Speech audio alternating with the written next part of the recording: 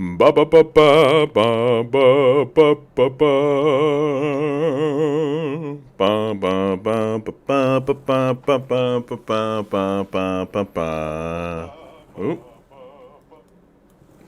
How are you guys all doing? Um, and anything been going on in the news? I missed last week's stream because I was sick. Anything happening? I haven't really been paying attention.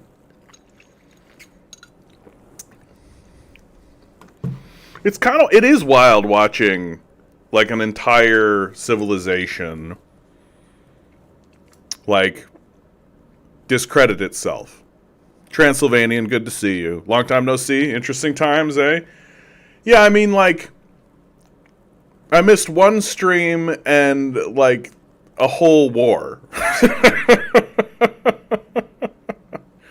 Like, the news that's happening right now is this quote unquote ceasefire. And I say quote unquote ceasefire because when it comes to Israel, there is no such thing as a ceasefire.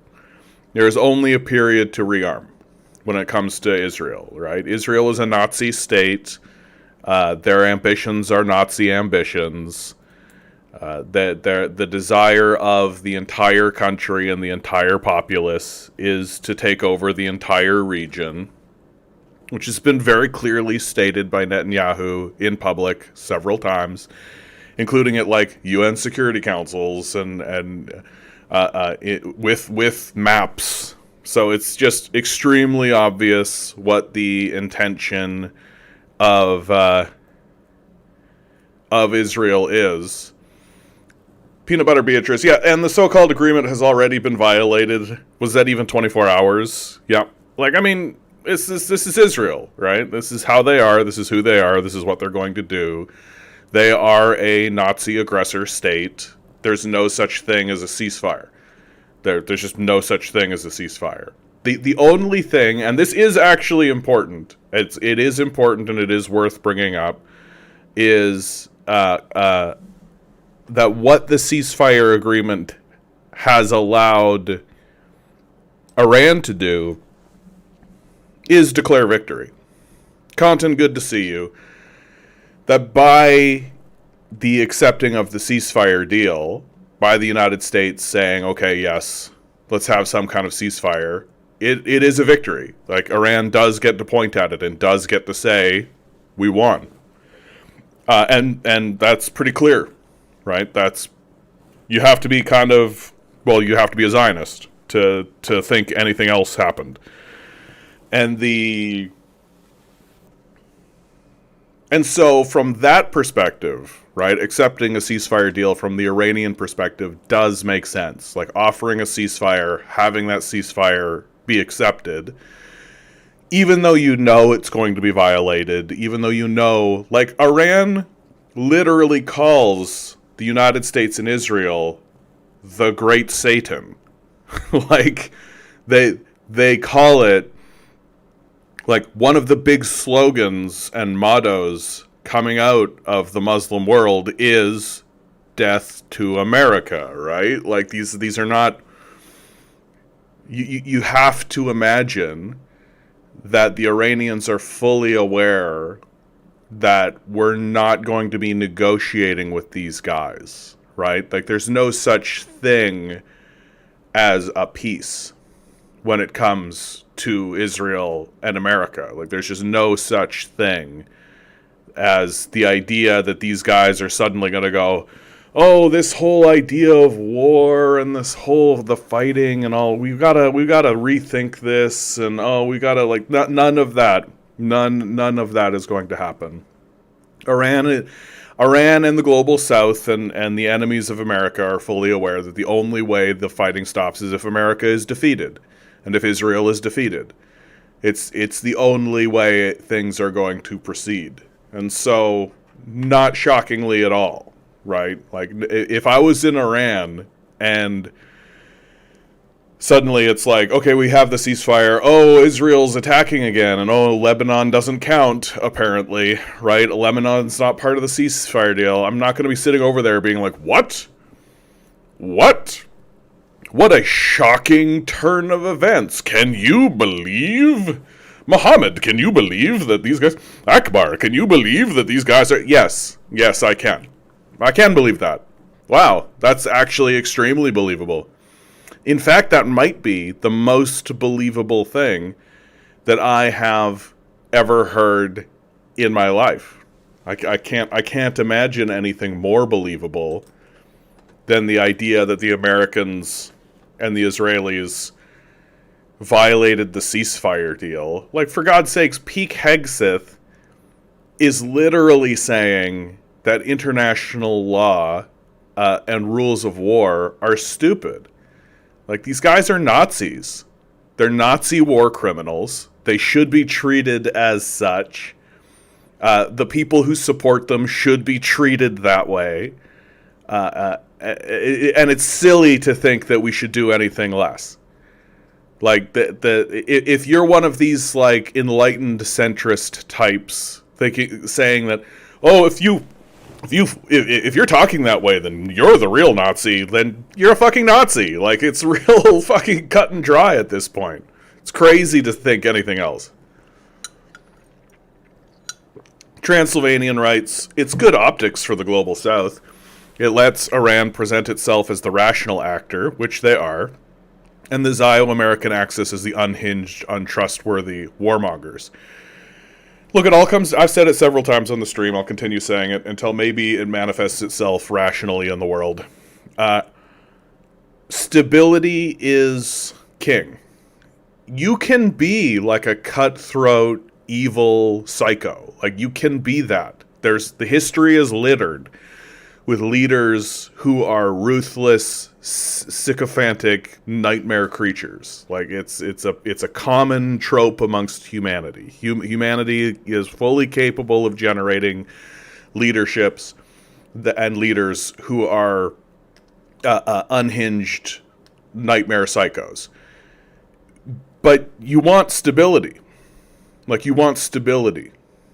When I take a look at the Russian Revolution, right, to bring it back to communism, to me, the big thing that actually undid the Tsars was not the quality of life that people were experiencing, right? The people had been experiencing that quality of life for centuries. It wasn't the famines. People had been experiencing those famines for centuries, right?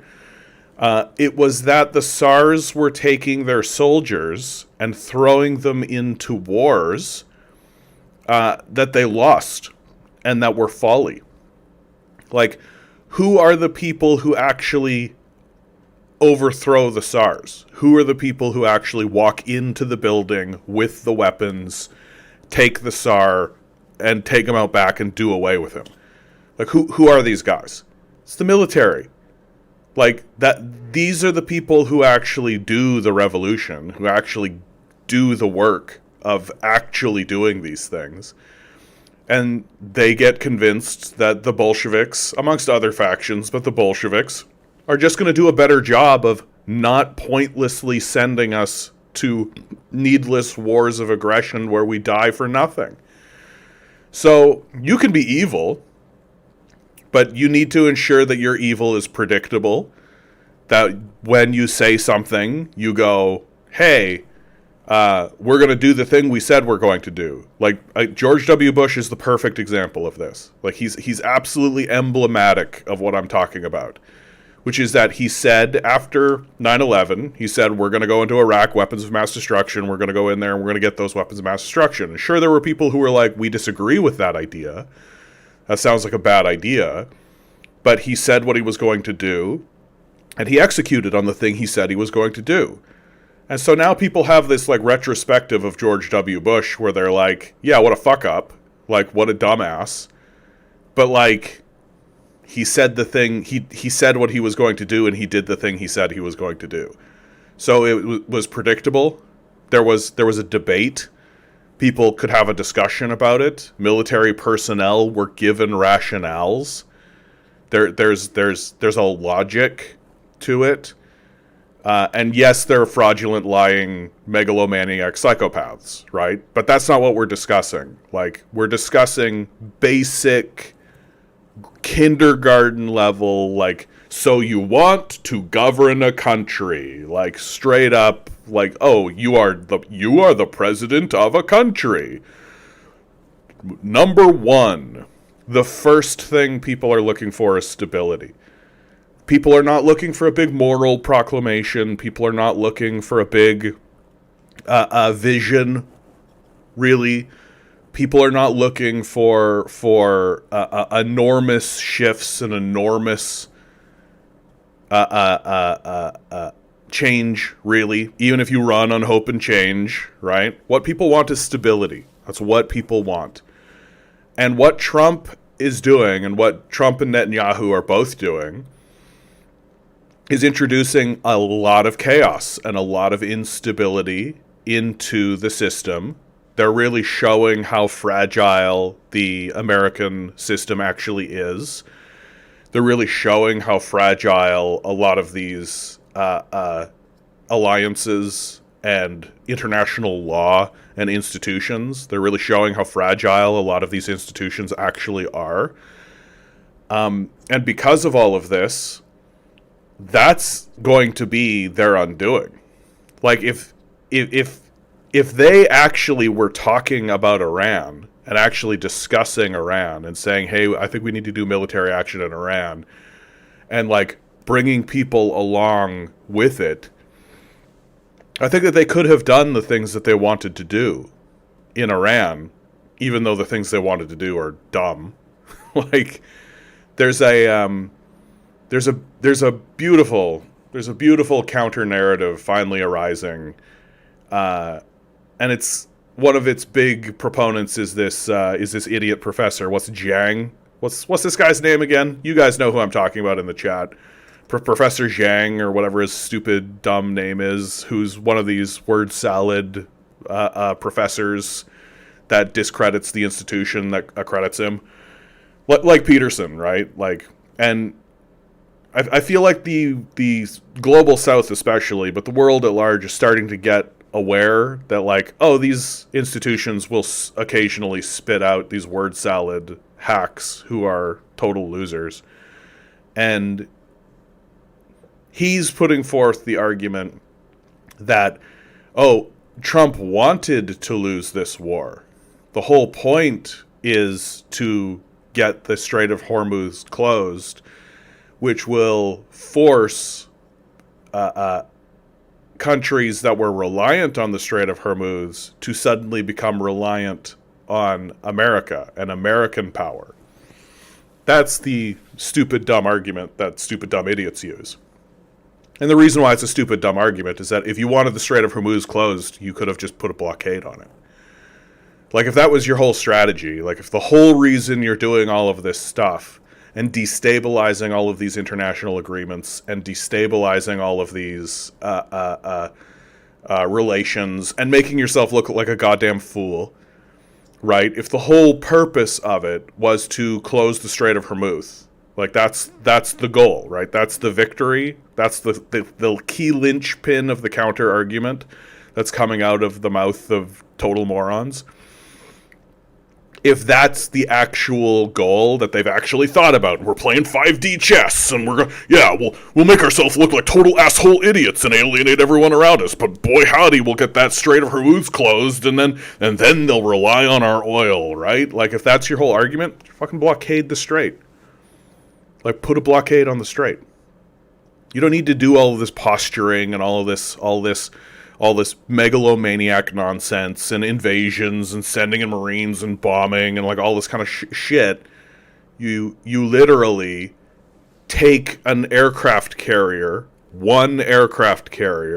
backed with some like destroyers, small vessels, and you put it outside the Strait of Hormuz, and you tell the international community, yeah, we're running a blockade on this. We're not going to allow certain types of vessels through the Strait of Hormuz. We're blockading it. That's how you would actually do it if your goal was to actually close the Strait of Hormuz, right? Because then you're not wasting all your firepower, you're not wasting all of this energy, you're not wasting all this time, and then it puts Iran in the unfortunate position of needing to fire the first shot. Instead, you're going to like bomb schools. right? Make yourself look like a total psycho, because you are a total psycho, right? And so it's this what they're doing is they're doing the thing that I say all humans do all the time, which is they're trying to find a retroactive justification. They're trying to look back into the past that they just went through and say, oh, we did these things because of this, right? Instead of actually having a plan, thinking through their plan and executing on the plan. And so it's just like, it's just dumbassery abounds. And because of the instability of it and the unhinged nature, this tweet, I think, has become the straw that breaks the camel's back. Hold on, I do have it. Is this it? Yeah. This tweet is going to be like put in museums. Like this statement is going to become like a whole civilization will die tonight, never to be brought back again.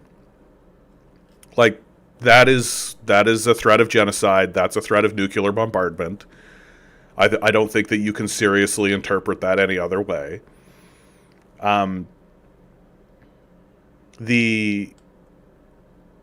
This tweet has got even MAGA people, like even your Alex Joneses, right? Like even your Nick Fuenteses, like even the Nazis. This tweet has got the Nazis actually looking at Trump being like, I think we might need the articles of impeachment now. Like, I think we do need the 25th Amendment here. Like, I think that we are looking at someone who has lost the plot. Like, this is not stability. This is not rational. This is not thinking through things and saying, okay, 1, 2, 3, 4. Let's go along with it. This isn't 5D chess. Right?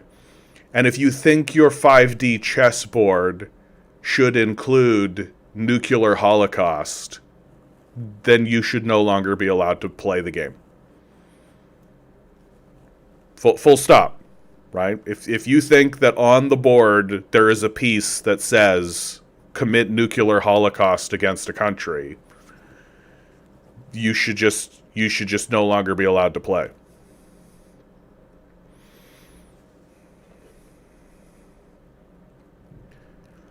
And so to loop it all back around, right? The stability is what people want. Stability is what matters. This is not stability. And it could never be interpreted as stability. And even the most dyed-in-the-wool, like, mega cultist is starting to be like... And, like, imagine being the guy who's like, yeah, we should destroy a whole civilization. Like, just stand up in front of everybody, take your ass out, and be like, I'm a Nazi. Like, we should brand these people with swastikas. Like, they're fucking Nazis. Isaac writes, the USA has no way of winning. They have been defeated. Yeah, I think it's pretty clear that they've been defeated, just like they were defeated in Vietnam and Afghanistan, right? Like, the United States can't win wars. And it can't win wars because it refuses to actually plan anything, right? If you don't actually plan anything, then you're going to lose. Like the free market, there's no free market solution in war. Bisky over on Twitch, good to see you. Yay Stack, good afternoon. Good to see you guys. What's up? Nothing. You know, there's nothing important happening in the world right now, right? There's nothing that's psychologically damaging all of us. We're not receiving psychic damage over any of this, are we? None of this is turning us to drinking and drugs and suicide. Everything's fine, right? We're not psychic creatures that experience latent energy from major world events. No. You're an individual individualizing your individualism. None of this actually matters to you, right? That's why we all show up and talk about it. Joe writes, they're out-and-out sociopathic freaks, worse than the quote-unquote good citizens who continue to support or make excuses for them.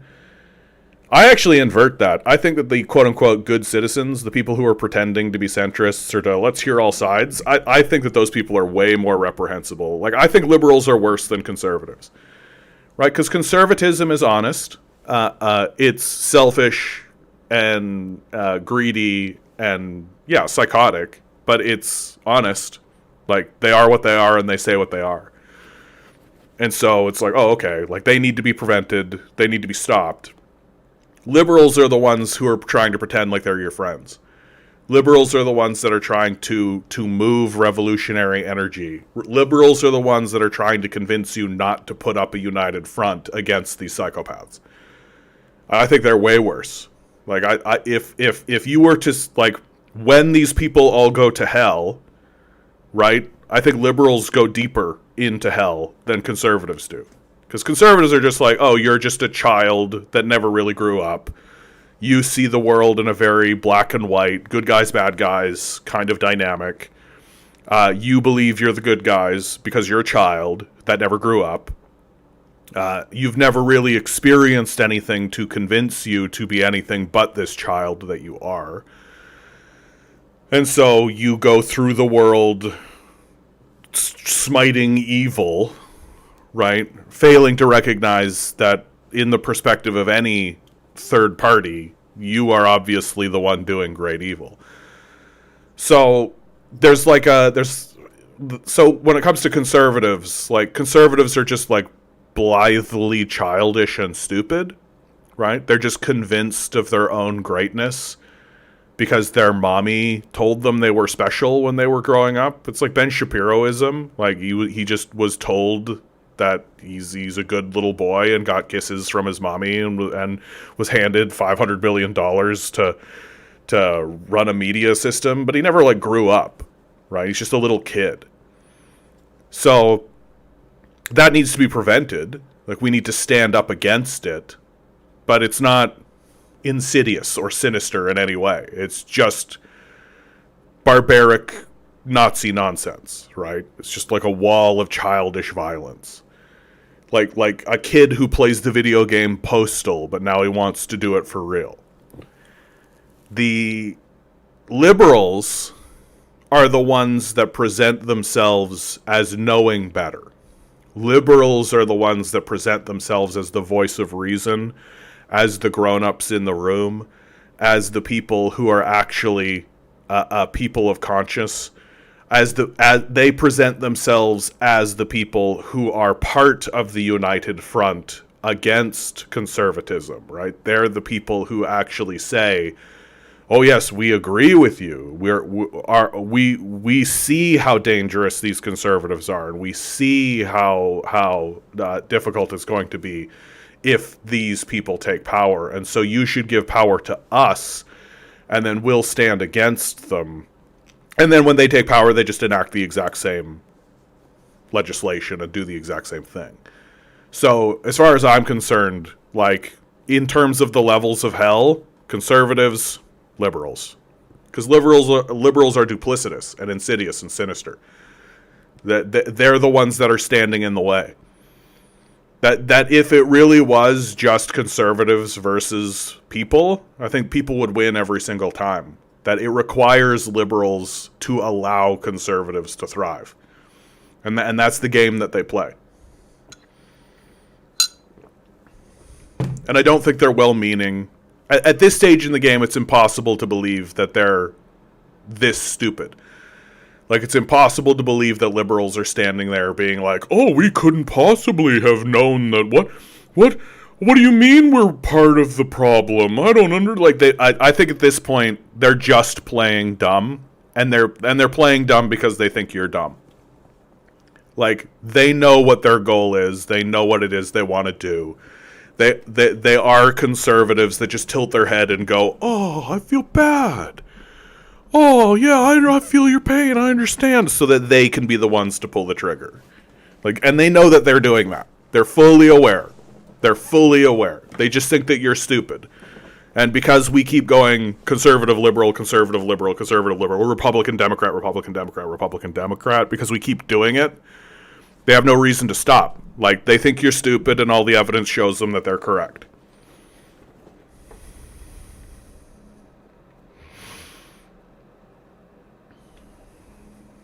Yeah, Hugo Chavez started a revolution in Venezuela, exactly.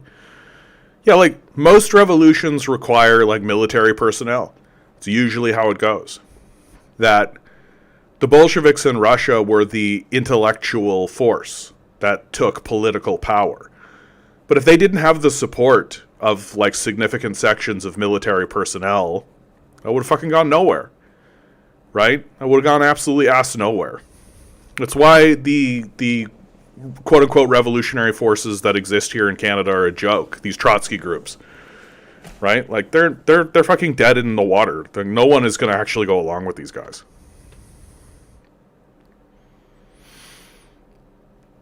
Joe writes, I've been saying for years we need a good portion of the military to have some kind of awakening. Unlikely, I know, but maybe necessary.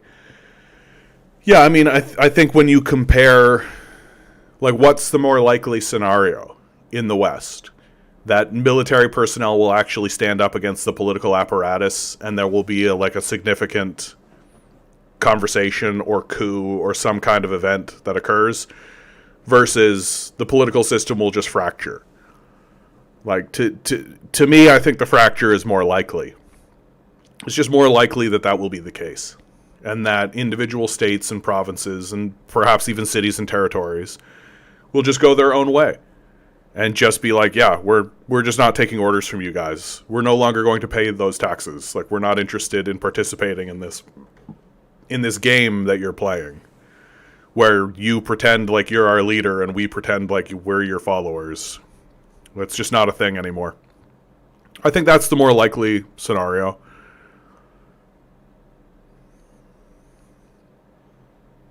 Transylvanian writes, Russia had a conscript army. The U.S. empire relies on a quote-unquote volunteer force, aka those who are ideologically motivated and those who are mercenaries.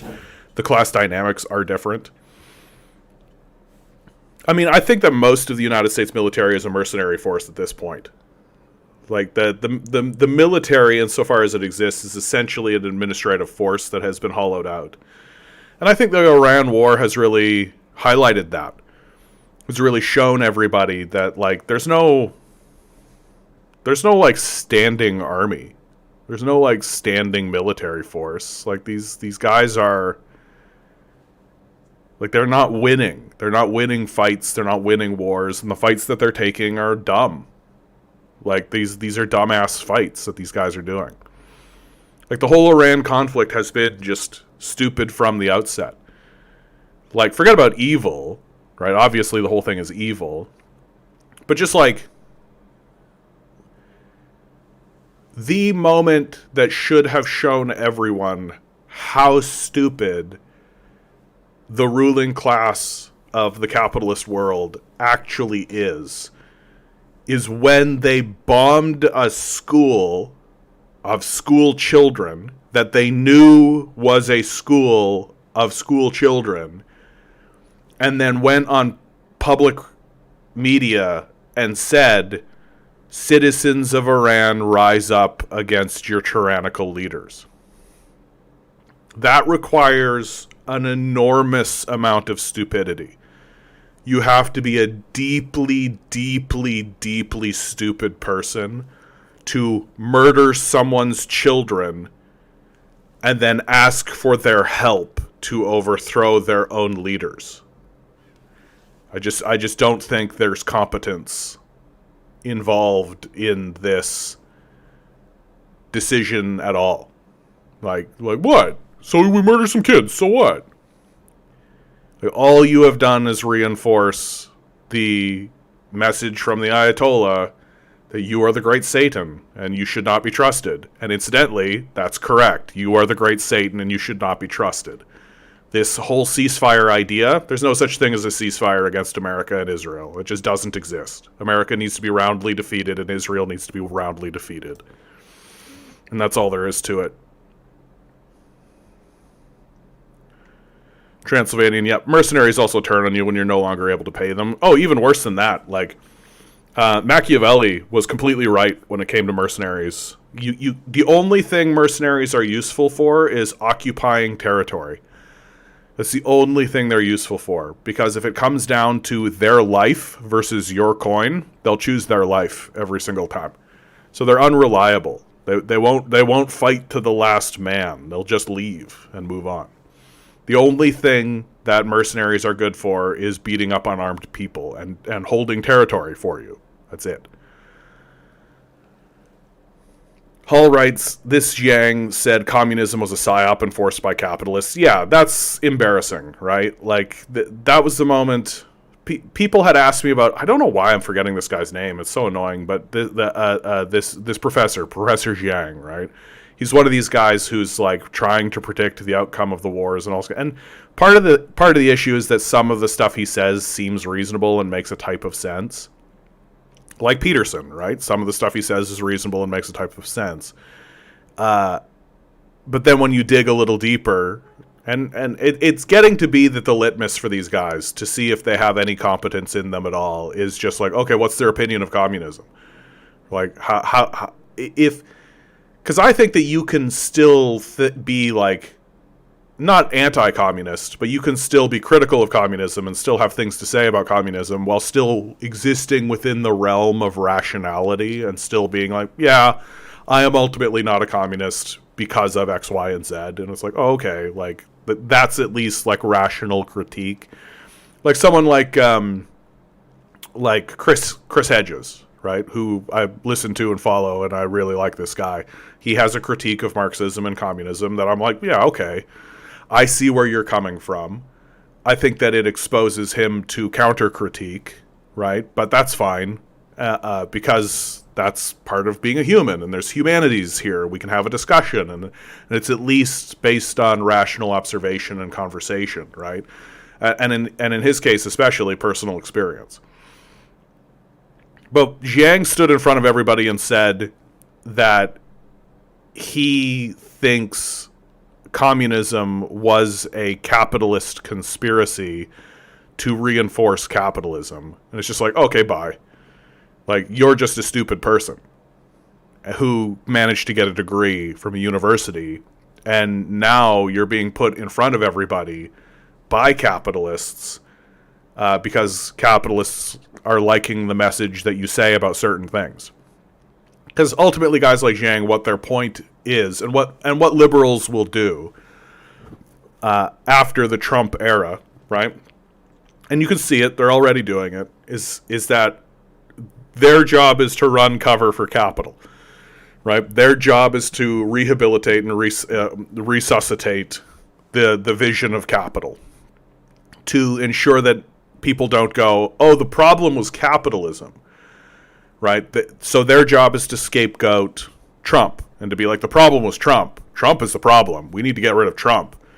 Right? And don't be too surprised to see that if the Democrats take power in November, that they're going to run like a pretty hard offensive against Trump and then be like, we got rid of Trump and America is back on track. And they're going to do like a whole charm offensive in the world to try to rehabilitate the image of America. And it'll work to a certain degree. There's a lot of gullible people in the world who will be like, oh, Trump was the problem. It certainly isn't the system of capital. That's certainly not the problem. Right? Certainly landlords are fine. It's just Donald Trump was bad. And guys like Jiang are instrumental for that. It's important that people don't actually criticize the system of capital, that they continue individualizing their individualism, right? And that the individual Trump was individually responsible for all of the individual problems that happened. And now that he's gone, everything will be hunky-dory. Transylvanian, right? There was a good Twitter thread on that Jiang charlatan. Apparently he has a history of working for U.S.-aligned NGOs. Yeah, his job is to rehabilitate and resuscitate capital. Joe writes, thanks for pointing that out. That's a big part of the problem. I'm not crazy about conscription, but maybe this country needs it again. I don't know. I think we're too gone for that. Like, I just don't think that... Like, if you're joining the military at this point, I have questions. I have big questions about your... Like, that's a red flag. Big red flag. Long Defiant writes, Trump is an order taker. All presidents are. Capitalists compose the ruling class, some in Palestine, most in the U.S. Yeah, I mean, a guy like Trump, and like when they scapegoat him and when they do what they're going to do with him, like, it's in order to defend capital, ultimately.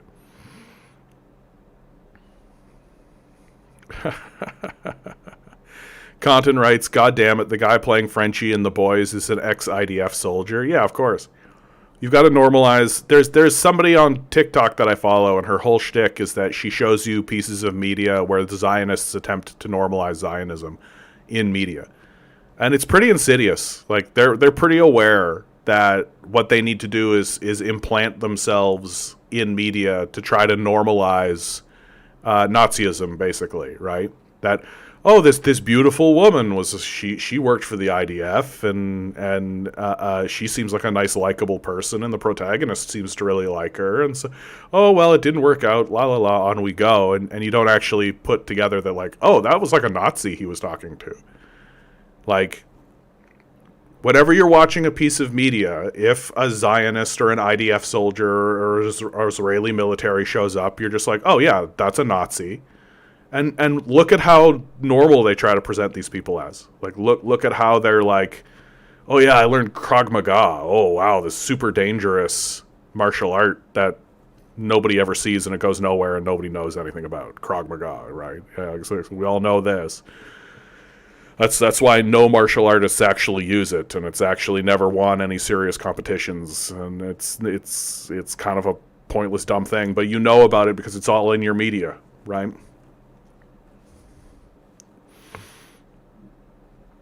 Peanut Butter Beatrice, the U.S. is finished. It's not finished. Like, I wish it was finished. Like, it would be better for all of us if it was finished. It's going to get so much worse. Like, all of the negative shit, all of the stuff they're doing overseas, they're going to do domestically. Like, we're yet to go through that. Like, ICE is the beginning of that. Don Homer 57 over on Twitch says, hello, what kind of communist are you? I consider myself just a scientific socialist. I think reality, material conditions, is what matters. I don't know how to make it more specific than that. I like evidence. Like, if you could show me evidence, like, if you are personally like a Maoist, let's say, and you can show me evidence for your claims, then I'll agree with you. And even if you're like a Trotskyist, right? And you show me evidence for your claims, I'm going to be like, oh, okay, cool. So I bow to evidence. I guess technically you could say I would be like a Marxist-Leninist in terms of leaning, because Lenin was the one who was successful. Like, they did it. They took the ideas of Marxism and they took the revolutionary concept and they actually succeeded in having a revolution. So there is that. Like, there's proof in the pudding. But if you're like going to come to me with some ideological nonsense, I'm going to be like, okay, can I see any evidence for your claims? And you're just like, and then you present an ideological argument, then I'm just not interested. I'm just not really going to engage on that. So that's the kind of communist I am. It means that everybody hates me. Like, other communists really don't like me. And I'm like, yeah, okay, that's fine.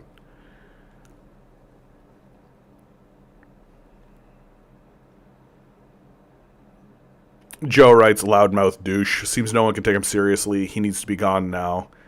Or worse, you can't tell when to take him seriously. Yeah, it's the instability. That's the real problem. Peanut Butter Beatrice, if Biden was the nursing home resident who stared at a busted TV all day, Trump is the one having arguments with the squirrels all day. Amazing. Joe writes, because none of these wars are just, if there ever can be such a thing as a just war. I mean, Iran is fighting a just war, right?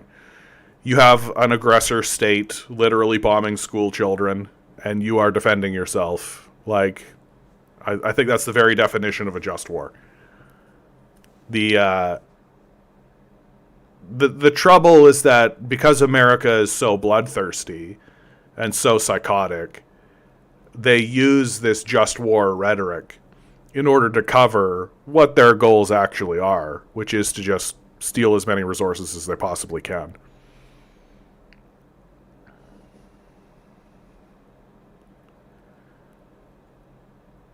Peanut Butter Beatrice of liberals. Yeah, they're the betrayers, the saboteurs, the backstabbers, the lowest of all. Yeah, just take a look at what Mark Carney said about the Iranians, right? Even amidst this like obvious war of aggression that is clearly demonic, he's still talking shit about Iran. He's like, they're the centers of terrorism in the region. It's like, yeah, because you're a fucking Zionist, you goddamn psycho. Like, at least the conservatives have the decency to stand up in front of us and say, yeah, we're Nazis. Yeah, we're Zionists. Like, all power to great Satan Israel. Let's go. Like, at least they have the, like, decency to do that so that we can all be like, oh, okay, so we Nazis over here. It's the liberals that'll stand up and pretend like, oh, well, you know, we got to make sure that, they're the dickerers. They're the ones that seed little sows of doubt. And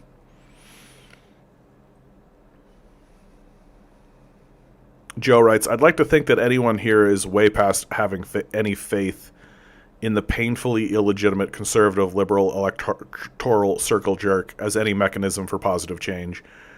Yeah, I mean, the majority of the populace is voting conservative and liberal, right? Like, the majority of the populace is going along with it. Because I think the majority of the populace tends to agree. Like, that's the unfortunate truth, is like the majority of the populace is actually on board for all of this.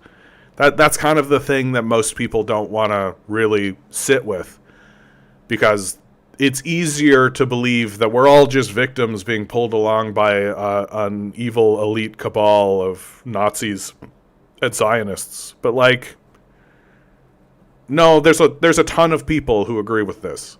There's a ton of people, and maybe you could put forward the argument that they've been propagandized and that they're wrong.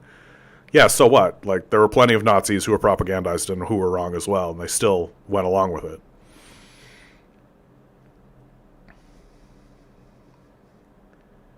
Don Omer says, referring to yourself as a scientific socialist sounds more Marx-Lenin because that strain usually emphasizes the scientific reading of Wissenschaft.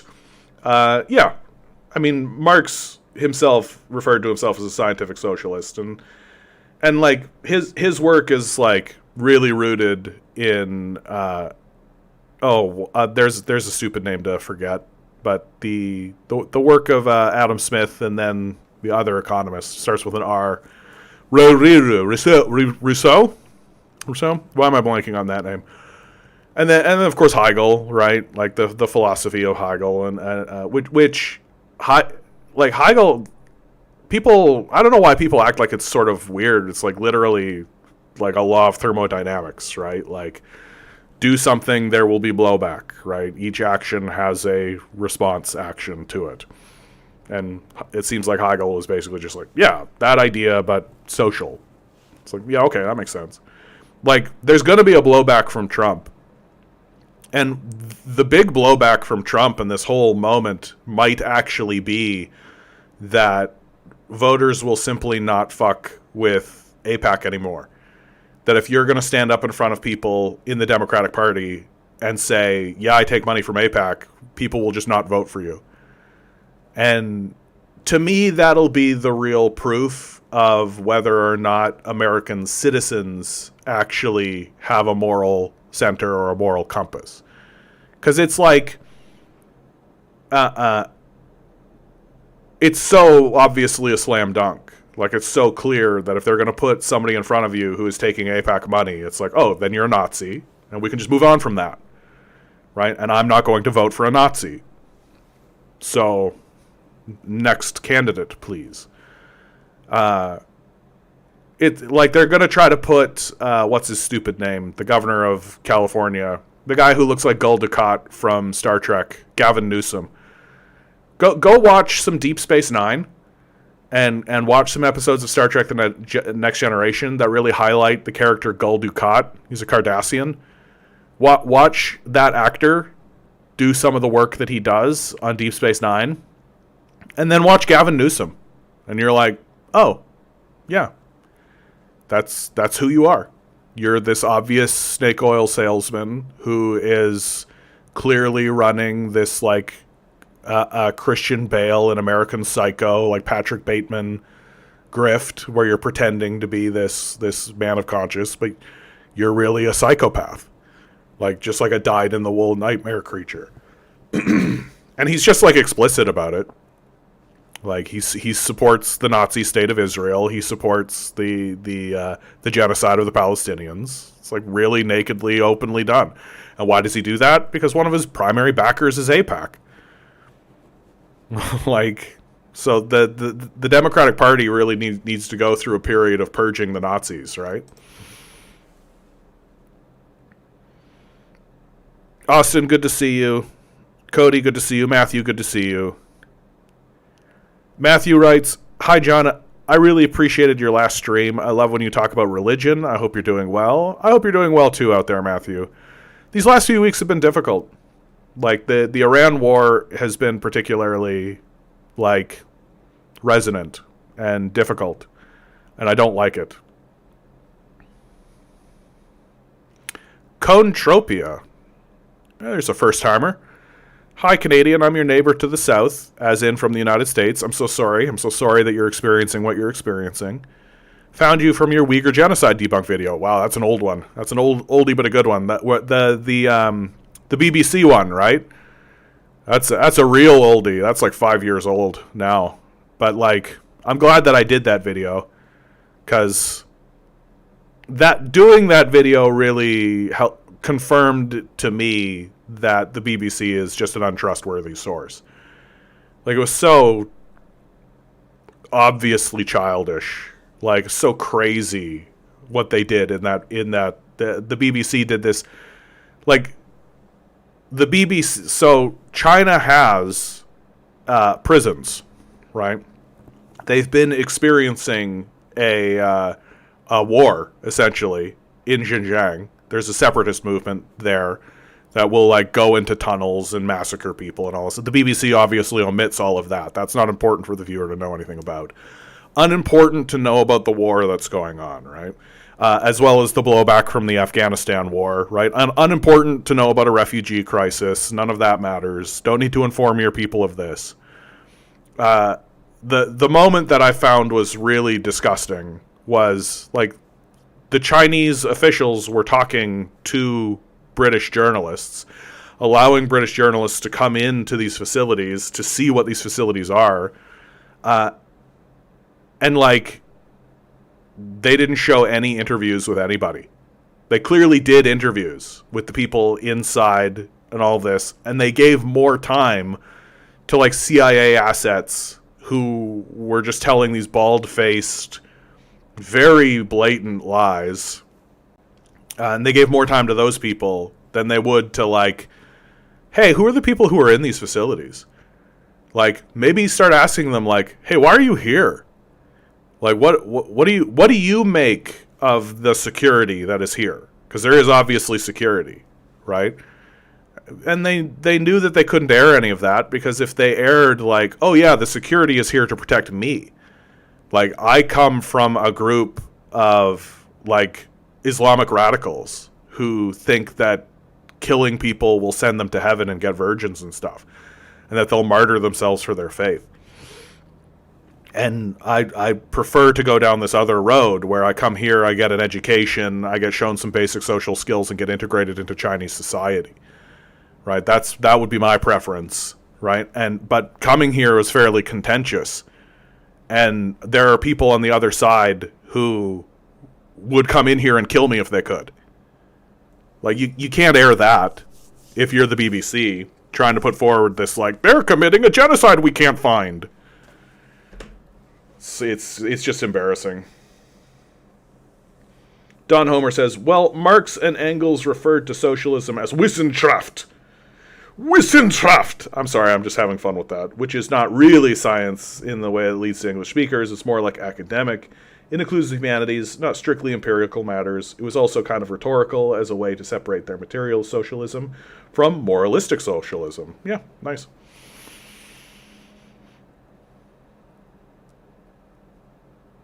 Cody writes, surprised to see an ad on this stream. Yeah, I'm surprised too. Like, capitalism digs its own graves. It's fine.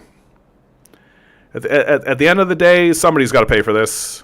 Certainly not me.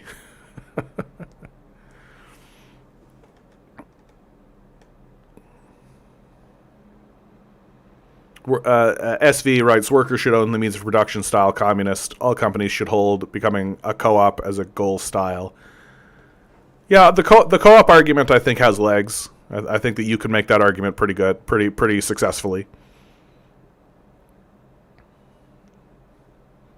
Cohn writes, most leftists call the people that identify with the ideology I identify with as quote-unquote fake leftists. Well, what do you identify with? Like, to me, the only real distinction that matters is, are you against the system of capital? Right? And then once you are against the system of capital, are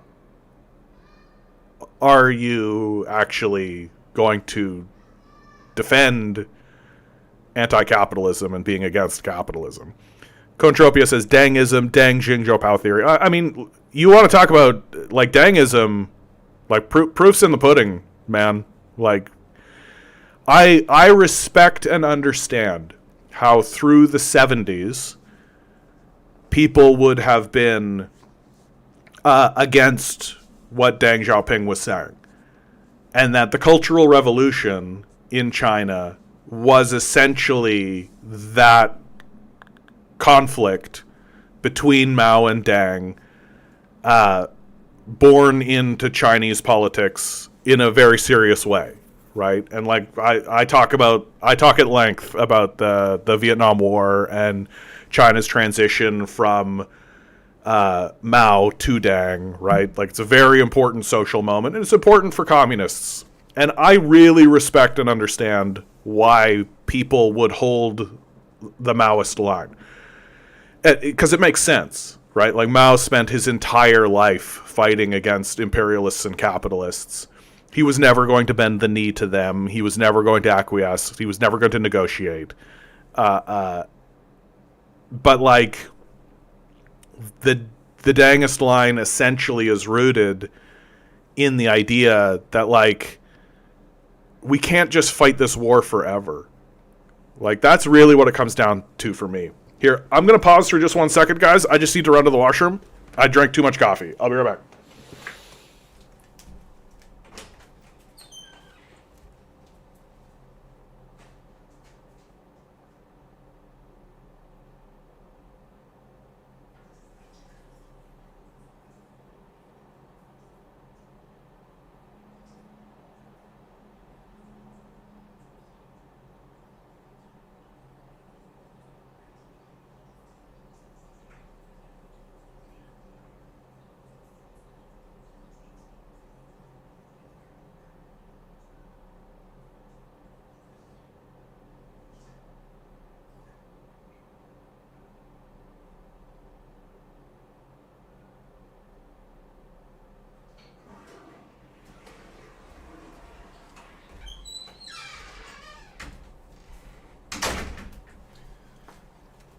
To me, the strength of Deng Xiaoping as a communist and as part of the communist narrative is that everything he said was going to happen, happened. Like, that's how you know you're dealing with somebody who you need to take seriously. And I get really skeptical of Western leftists who have never experienced a revolution, who have never experienced a war, who have never experienced what it is to confront and be confronted by the system of capital in those terms. I get very, very skeptical of white Western leftists who stand up and start to try to criticize the Chinese communists and Deng Xiaoping, because I don't think they take the subject seriously at all. Yeah, XD is like, the socialism for all people will absolutely hate you. Yeah, people who don't take the subject seriously at all, right? Like, primarily academic, white Western chauvinists, essentially. Like, I know better than the people who are actually doing it. It's a type of backseat quarterbacking, right? You think you could have done better than the quarterback. Like, no. No, bro. That very obviously and very clearly, the Chinese are the masters of communism in the world today. Like, very clearly, they're the ones navigating the waters. They're the ones actually looking at the texts and actually looking at the subject and actually navigating through the waters. And I can respect and understand why through the 60s and 70s you would look at Deng and Deng Xiaoping, and even into the 80s. You could be like, Deng Xiaoping is betraying communism. This is going to lead to disaster for China, and on, right? All of the classic rhetoric. Like, I can understand that. I get it. That Mao and the Chinese communists fought Mao and the Chinese fought a long, protracted civil war to get to where they are. And Deng is sort of acquiescing. There's a concession to capital, right? But all that really shows you is that, like, the Maoist line had kind of unrealistic expectations of what they could attain. Like, total victory for global communism was essentially Mao's objective, right? Total victory, the abolishment of capital, right? Okay, well, you're not going to do that, China. Like, especially after the Sino-Soviet split, right? Like, it's pretty clear that as the Cold War settles in, like, the Nazis were defeated, but the capitalists won. Like, the communist states were pretty much exhausted. They murdered millions of you. It makes sense. And so Deng really represents a consolidation of gains. And he made a series of predictions about what consolidating those gains were going to mean and what it was going to mean for the future of China. And he was correct. Like, just correct. And I don't think you can argue it. That's the part about Western communists that gets really embarrassing and cringy, is that they ignore that Deng made several predictions, all of which were true. And they just sort of pretend like their reading of Marx and their snapshot that they take of modern day China is somehow unique or interesting. Because when you actually read what Deng Xiaoping wrote and you listen to the speeches that he gave, it's like, yeah, he said that. Like, they know. That's where Western communists get embarrassing. Is that they talk as if they're revealing something. As if their perspective is somehow elucidatory. And it's like, Deng literally said that. Like, they know. You know who's really aware of these kind of contradictions that you're trying to highlight? The Chinese. Do you maybe think that there's some kind of material condition happening to the Chinese that might be encouraging them to move down this line? Oh, it's war. Oh, this is a Vietnam War that you ignore from your analysis completely. Like, the socialism for all people, I'll say it nakedly. I don't really like to criticize. I don't like to name names. But if you are doing a quote-unquote analysis of a country and you're just omitting the 20-year war that they went through, not even the 20-year war, like the Korean War, the threat of nuclear bombardment, the nuclear bombardment of Japan, World War II. Like, if you're ignoring war in your analysis and you're just focusing on, like, a couple of domestic issues, you're unserious. Like, this is just unserious nonsense. Like, war. Nothing is going to shape a culture. Nothing is going to shape a society. Nothing is going to root people in material conditions more than war. And if you're trying to speak on the subject of, like, Chinese communist development and all this while omitting war and the war of aggression that the United States was inflicting on China at that time, I don't see any reason to take you seriously. You're just some guy in your bedroom. Like, you're not going to, like, go to the streets, and the second the capitalists start shooting at you, you're just going to retreat. I don't see any reason to take you seriously at all.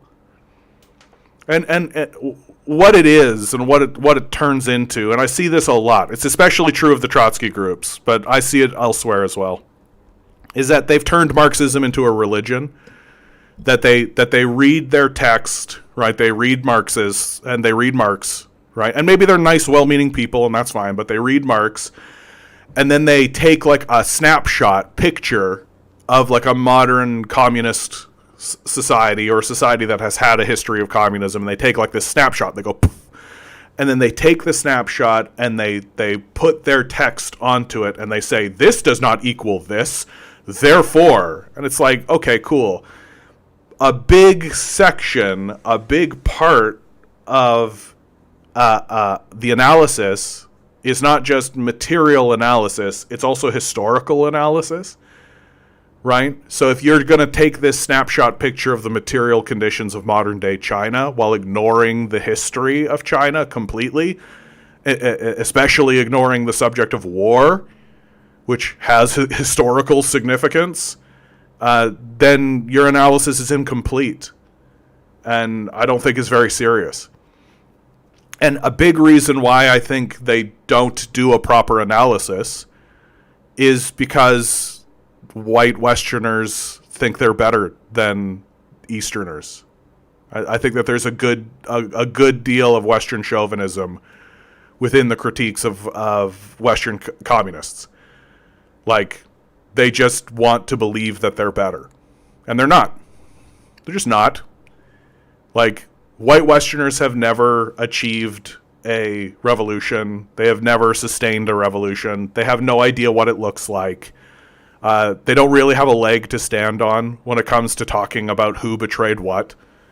Like, according to who? Like, according to the enemies of communism? Like, it's just, it just gets a bit embarrassing, frankly.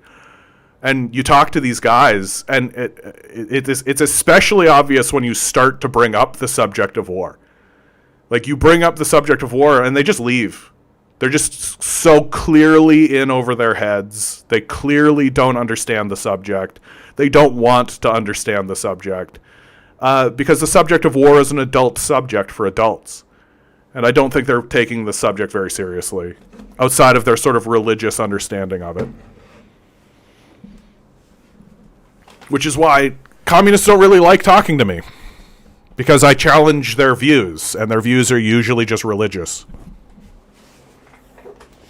Like, all they've done is taken Marxism or Trotskyism or whatever ism they want to hold on to, and they've just elevated it to the status of a religion. Like, Trotsky is Jesus, right? Mao is Jesus, and you can't actually criticize them.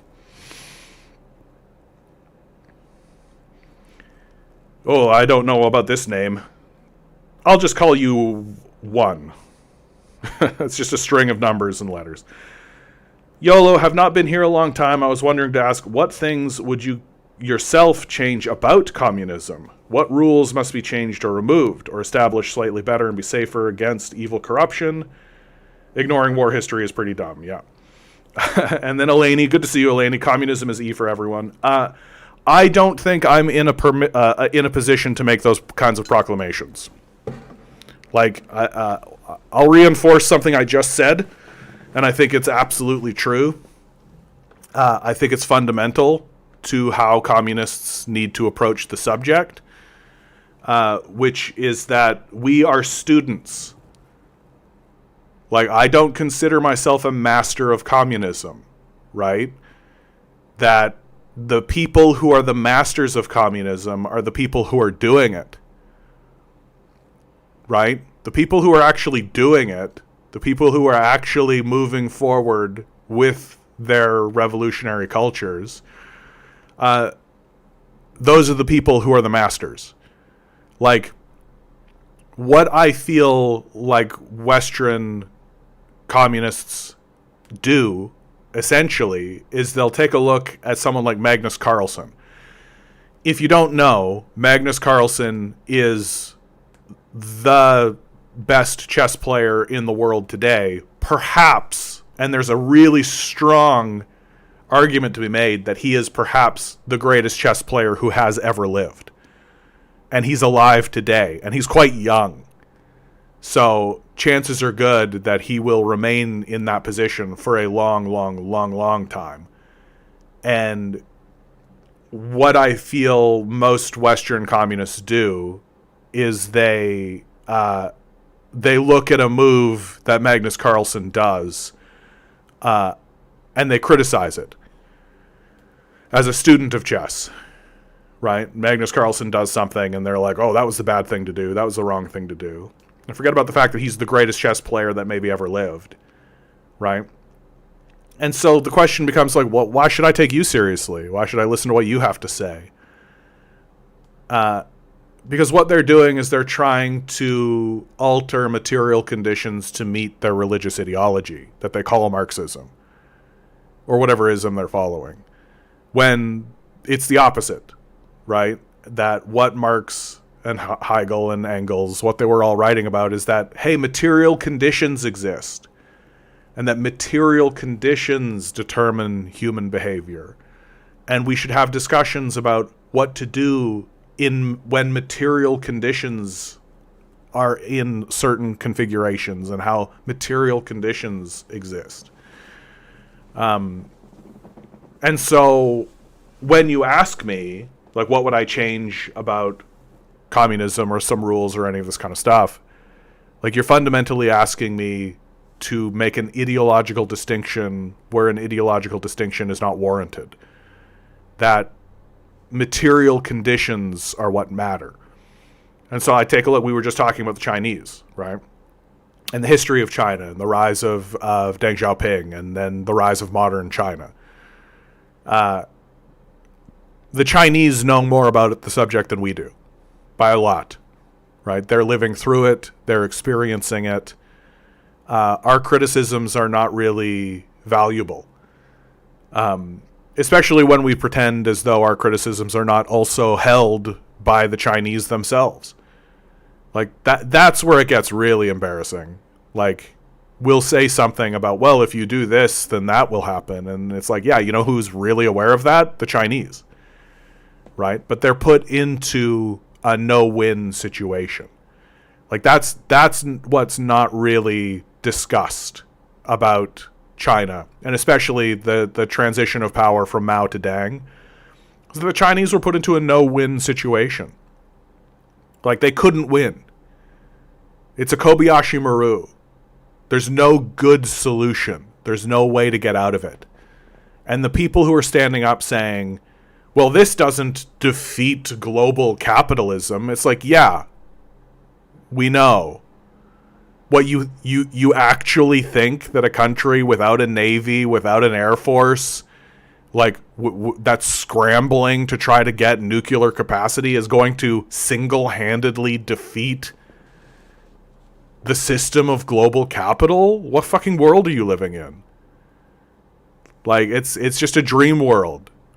And it's not something that people are going to be able to put their feet on. Like, you're not going to actually do anything seriously talking this way and discussing the subject this way. And I actually think it benefits the empire to think this way. To be like, oh, they didn't achieve total, complete, over-the-top victory, right? The system of Western capital wasn't completely defeated overnight. Therefore, it's an utter, total failure. Not just a failure, a betrayal. We should never read anything they write. We should never pay any attention to them. We shouldn't listen to a word they have to say, because what they are traitors to communism, because they didn't overwhelmingly and decisively defeat Western capital. It's something a baby would think, right? So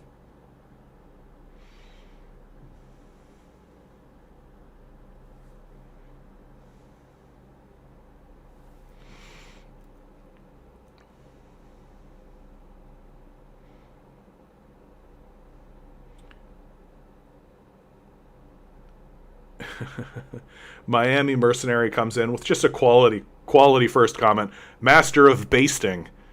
And then humbly puts in baiting. So that's tough, man. It's tough, right? It's tough when you finger flub like that. You want to come in and say something wry, but that's tough. Don Homer says, I strongly disagree that leftists have turned Marx into a religion. Okay, most of them don't read Marx. Yeah, there's that too. They just like what Marx aesthetically signifies. Modern Western leftists are the utopian socialists that Marx criticized through and through. They're animated almost entirely by moralism and a basic unspecified sense of anti-capitalism that is basically ambient in a lot of Western cultures today, in a capitalism is when studios ruin your movie franchise way. I don't know, dude. I feel like you're saying what I'm saying. It's just, I say that that's a religion. Honestly, I think it would be preferable that we have today if leftists turn Marx into a religious figure. Yeah, if you take a look at evangelical Christians, like, they don't read the Bible, right? And I feel like you could take basically everything you just said of how Westerners are about Marxism and apply it to evangelical Christians, right? Because the phenomenon is pretty similar, right? And that they have their little communities, and the communities are based around this idea of Christ or Marx, but they don't actually read anything. They don't really know anything. And you can't really criticize the people they like, right? Eleni says, yeah, even if they are valid criticism, China's material conditions are different than ours. Your American or Soviet-style communism won't work in China. We are trying to add arbitrary conditions to China where there are none, just to critique communism. Well, I say it's worse than that, Eleni. It's not to critique communism, it's to critique yellow people. Like, that's, I think that there is a good deal of chauvinism in the conversation. Eleni, yeah, most religious people don't read their texts. Yeah, you didn't dispute any. Yeah. Don Homer writes, fair enough, as long as we both agree that they don't read Marx or know anything about Marxism. Oftentimes they're deeply anti-Marxist. I agree that those people exist, Don, but I also think that there is another group of people who do read Marx and do take that seriously, but they venerate the word of Marx above the material conditions. That they kind of miss the point of the text. Right, the text is to say, hey, don't think of the world in these arbitrary ideological ways. Think of the world through material conditions and view it through this historical material dialectic. That's the argument of Marx, right? That's the fundamental argument of Marx. And they miss that point. That they read what Marx wrote and Marx's critiques, and then they apply it as if they were applying a religious text to a moral situation. I see a lot of that happen. And oftentimes when people get critical of Deng, right? Like, Deng is a good litmus, I think, for lots of people. Because, again, like, I think that if you were in the 70s or the 80s, you could be, like, more critical of Deng Xiaoping and more critical of them. Because, you know, it does kind of look like the system of communism, and that the communist ideal is being betrayed. Like, there is that kind of idea, but, like, proof's in the pudding. Like, I don't think that you can make those arguments against modern day China. Like, they clearly have experienced like, basically everything Deng said, Deng's own personal critiques and Deng's warnings about the future. It all happened. Like, it all happened. No misses, right?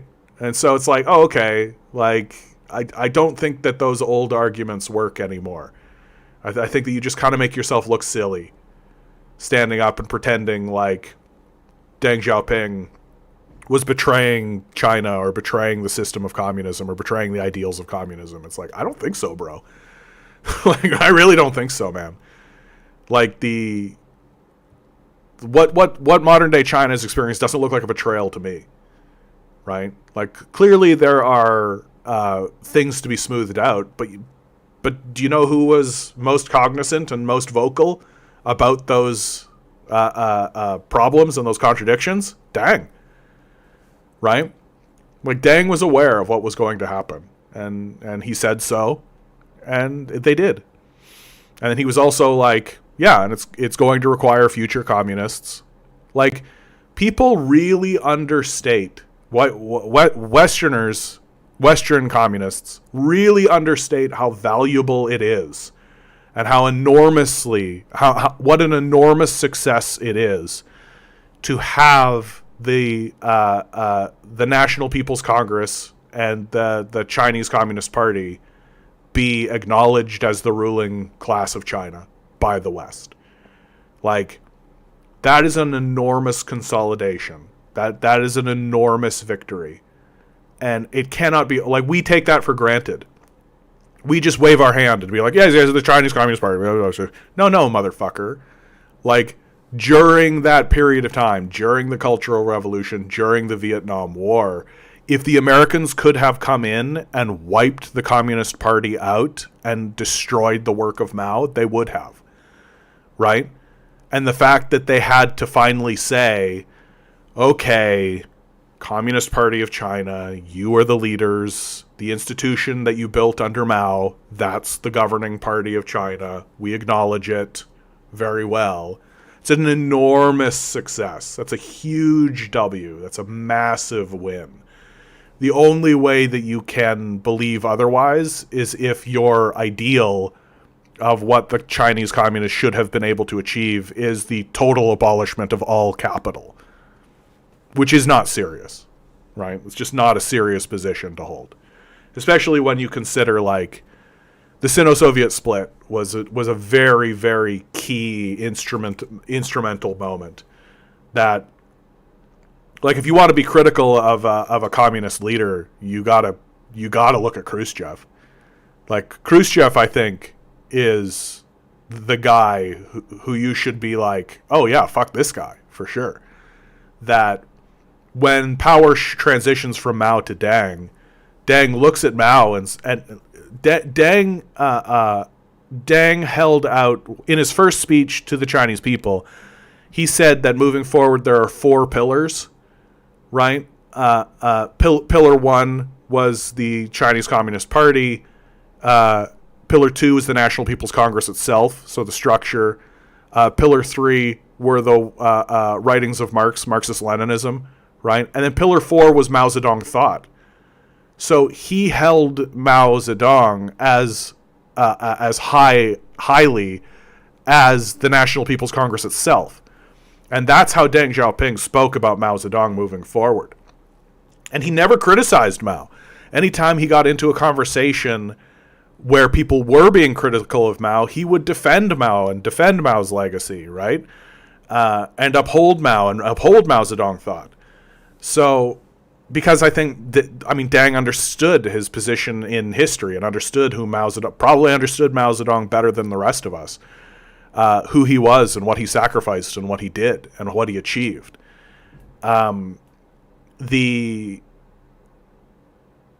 Khrushchev did exactly the opposite.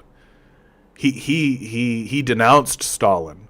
There's this really great work by Grover Furr called Khrushchev Lied, where he basically goes through, Khrushchev has this famous speech, famous in the West especially, where Khrushchev accuses Stalin of a lot of things. And Grover Furr goes through the whole list and is basically like, this is all lies. This is all bullshit. Khrushchev lied. And I think that Khrushchev did so to attempt to ingratiate himself into the West, because I think the Soviet Union bore the scar of World War II and never wanted it to happen again. And so it's like, I think there's a reason why he did what he did. But if you want to talk about somebody who actually betrays communism, I think that your number one guy is Khrushchev. Like, Khrushchev didn't stand up and say, you know, Stalin was in difficult situations, and here's the difficult circumstances that we had to fight, and we had the difficult task of fighting the Nazis in World War II or any of that. No, he denounced Stalin. Which, say what you want about Stalin, like, Stalin was fighting for communism. I mean, very obviously. Like, if you think that Stalin was not fighting for communism, then what were the Nazis fighting?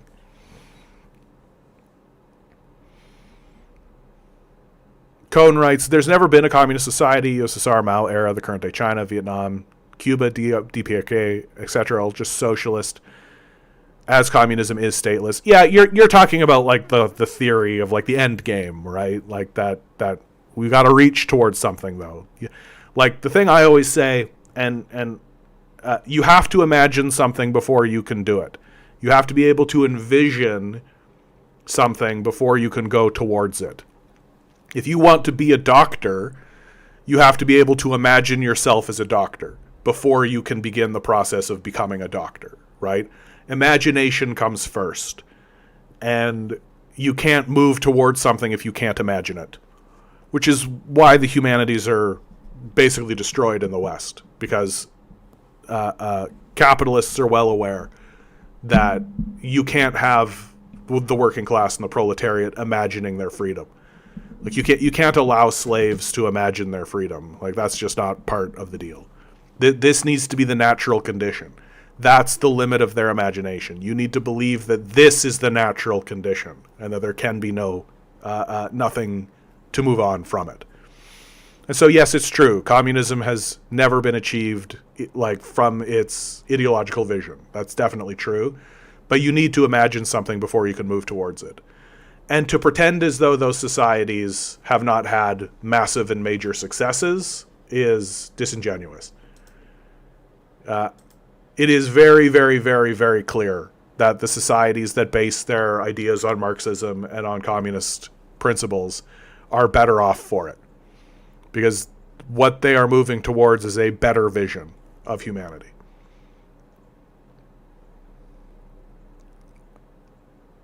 Yeah, XD, yeah. They're also more favorable and forgiving of the Soviets than of the Chinese. Yeah, I think that's true. Ben Jorgensen, yet another floor crossing. Yep, we'll see the liberal majority. It'll happen.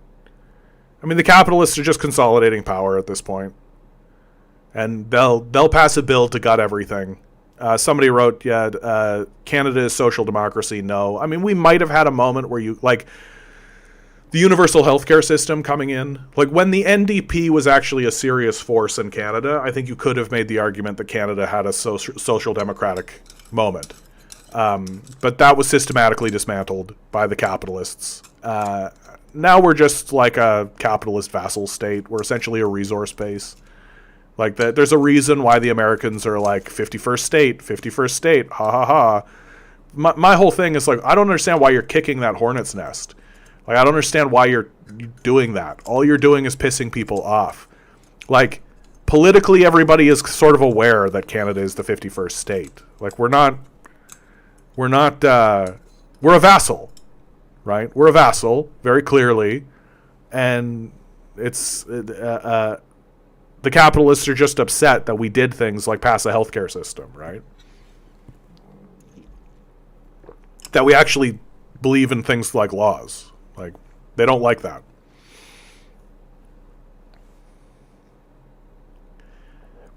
Cody writes, and she voted for shock therapy. I don't think I understand that question. Cone, you're a newcomer here, so I like to give you deference. Do you think the U.S. will ever achieve socialist revolution? No. The most likely outcome of all of this, and the reason why I say it's the most likely outcome is because historically it's what happens. You can take a look at any empire in history. It doesn't matter what empire you look at. This is what happens. That after a period of foreign aggression, which the Americans have 100% done, they take all of that foreign aggression and they take all of the lessons that they have learned from their decades and years of foreign aggression, and they turn it inwards. And the way that they have attempted to govern the world or their borders externally, they turn inwards. You're starting to see that in America with ICE, right? The ICE agents are the secret police, are the Gestapo. And what happens from here is that the empire begins to internally collapse. And that's, again, the most likely outcome. If America manages to consolidate itself and manages to secure its position as it stands right now as America, it will literally be the first empire to have ever achieved it. And that itself will be something of note. That's what we'll be discussing. Like, how did they stay together? That's incredible. They're the first empire to have done it. And to me, the break apart will be as clean as the federal government will need to begin taxing citizens in order to actually, have bridges, basic infrastructure, like things that the empire needs to rail. Like it'll need to have it'll need to repair its planes, like just really basic infrastructure. And so they'll have to begin the process of taxing citizens, and the only citizens that they will be able to tax will be billionaires, right? Because the billionaires will be the only ones who actually have the assets.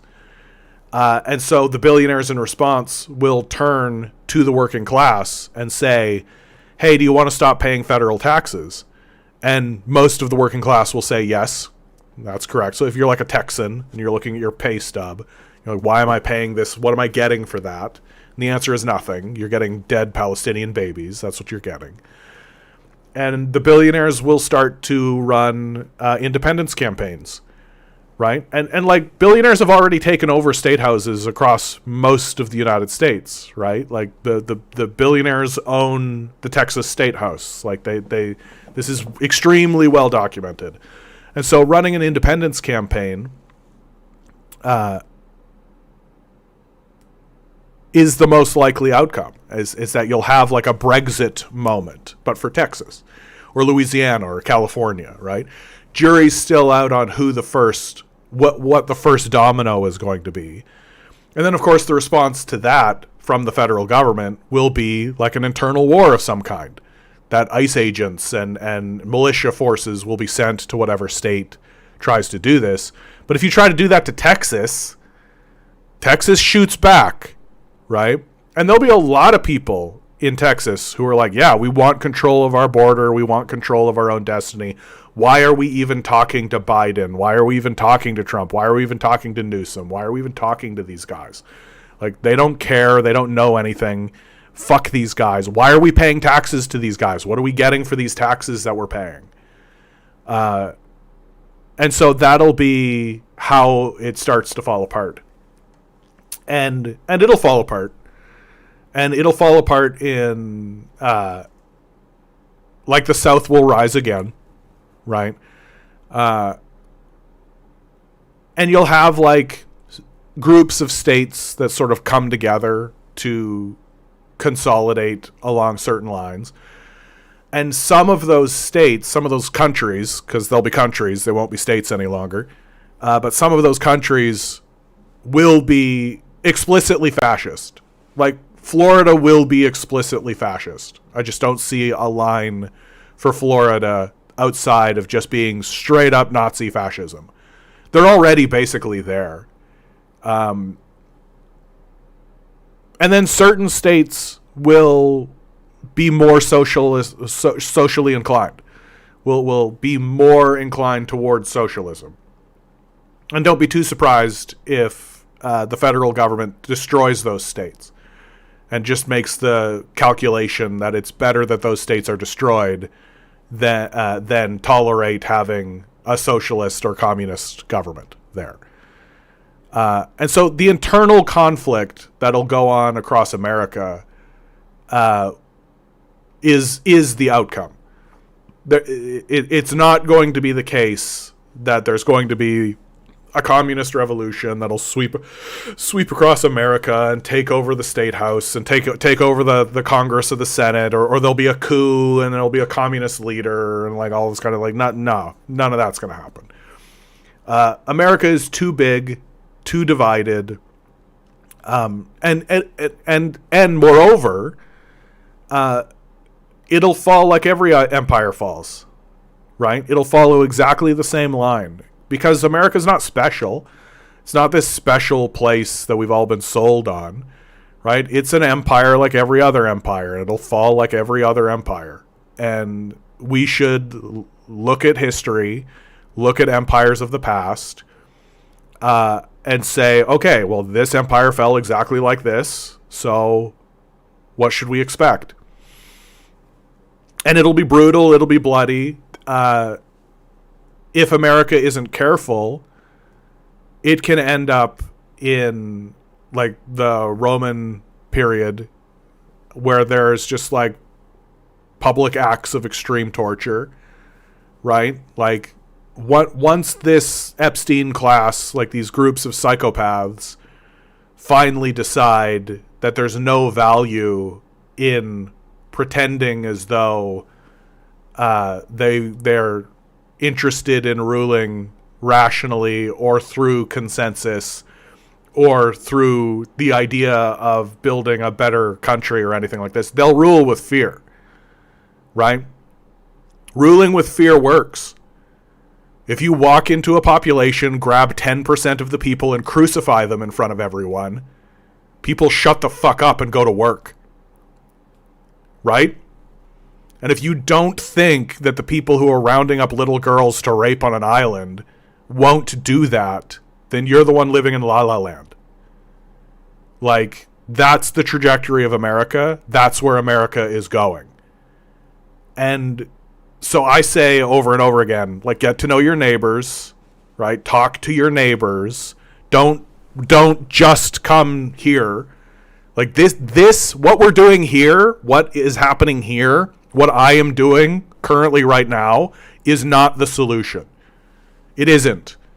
This, what we're doing now, is dealing with the psychic damage that we're taking. This is closer to therapy, right? Like, this is closer to therapy. This is how you look into the world and see, oh, there are other people who actually see what I'm seeing. Oh, I'm not alone. I don't live in a vacuum. I'm not a crazy person. Right? There are other people out there that think the way I think. Okay, here they are. Good. This is not the solution. The solution is talking to your neighbors, getting to know your neighbors, building coalitions and building organizations with the people who live around you. That's the solution. And if you're not knocking on your neighbor's door, if you don't know your neighbor's name, right? If you don't know who the people around you actually are, then the capitalists don't give a shit what you think or say. You can be the most dyed-in-the-wool, hardcore, like, communist revolutionary that exists. But if you're unarmed and isolated and you don't know anyone around you, they don't give a fuck. They don't care at all. You are not a threat.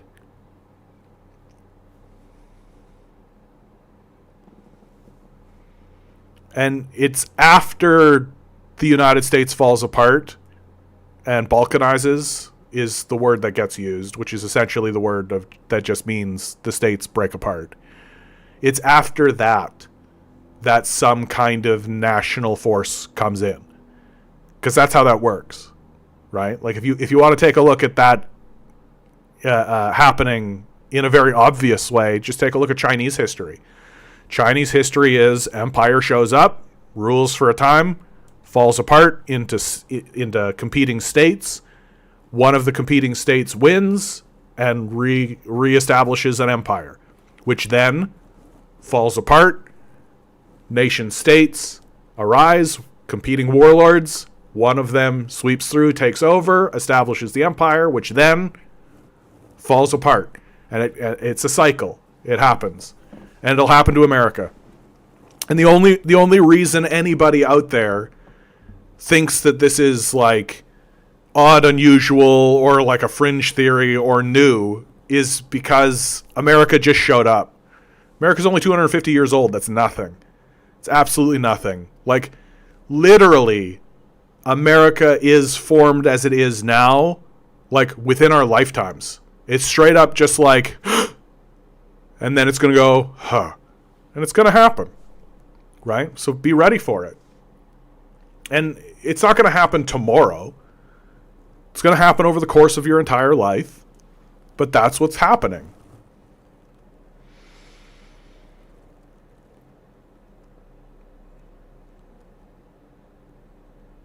Eleni says, even leftists have this problem giving into American exceptionalism. Yeah, of course. No, there are deep issues that people struggle to confront, which makes sense. Like, a big part of confronting these issues is also confronting yourself, confronting your own privilege, confronting your own position, right? Taking the historical material analysis and the ability to critique and turning it on yourself. That's the real trick. Like, that's the real trick, right? People like to try to use this as a light that you shine on others. Right back on yourself. Right back on yourself. And if you're unwilling to do that, or unable to do that, then I don't think that you're a serious person that we need to talk to. Like, take that light, shine it on yourself. Lounge Marco, hello. The key to healthcare is quality. Yeah. You're not going to get quality healthcare unless you actually have a socialized system, because it'll always be parasiticized by parasites, as we see in the United States. Lounge Marco continues, the USA was there before we became humans, since the fish showed its false when George Washington created the USA. The Indians are the real ones. I don't know what to make of that comment. Like, the United States of America is an idea, right? Countries are ideas. Like, the borders and the nations and the institutions don't really exist. Right? They're just an idea for us to rally around. Right? What are you willing to shoot someone over? What are you willing to fight for? Right? What are you willing to engage in violence over? And the United States of America and Canada, like, these are ideas. Right? The land is not an idea. The land exists. The resources exist. The material conditions exist. So what we're discussing is not the land, it's how to distribute it within the idea or the ideal of America or Canada or whatever idea you want to have.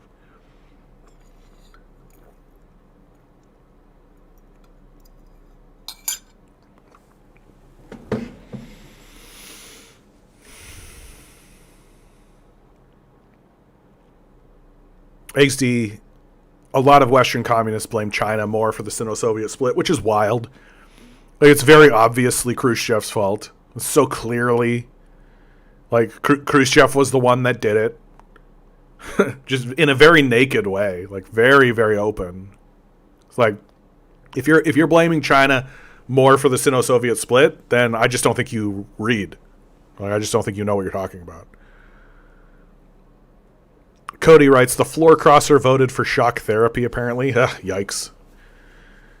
I mean, this moment in Canadian politics is just, all it's showing you is something I've been talking about all the time, which is that conservatives and liberals are allies, that the discussion that's happening in the House is not a discussion about how to govern Canada. It's a discussion just between political wings of capital, right? And the floor crossers, the people who are crossing over to the liberals, they're not doing so because they're like, oh, I see, I've come to the light and all this kind of stuff. It's because they're personally getting a better deal. That's all. They're just getting a better deal. And the last floor crosser, the person who finally crosses the floor, that guy is going to be, he's going to get $100 million. Like, it's going to be crazy. Cohn writes, socialism is slightly growing here, mostly with the DSA, Democratic Socialists of America, if you're not aware of what that was. No, I agree with you. I think that the younger generation, and that there are organizations that exist and that they are steadily growing. That is true. America has shown very clearly that it's willing to murder those people. Like, no, let's not bullshit, right? Like, the McCarthy era happened in America within living memory. The blacklisting of communists from professional institutions happened within living memory. The destruction of the Black Panthers, the assassination of Martin Luther King happened within living memory. The system of capital will not simply allow communist and socialist organizations to organize and grow out of whole cloth. They will fight back. Like, they will. They will fight back. And they have built entire institutions to do it. Like, the CIA was created to destroy communism, and it's gotten very good at it. And it's this destruction of communists and communist organizations that will also be the undoing of America, because the material conditions of Americans will degrade so badly and become so destructive that people will just abandon ship. Like, they'll have nothing to... they'll have nothing... They'll fight because they've got nothing left, right? They've got nothing to lose.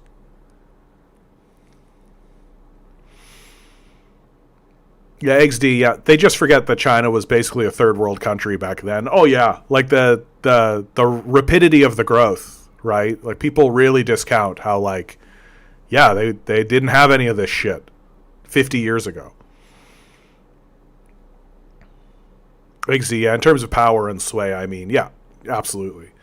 Like, China was really struggling to protect its own borders through the Vietnam War and through that period of time.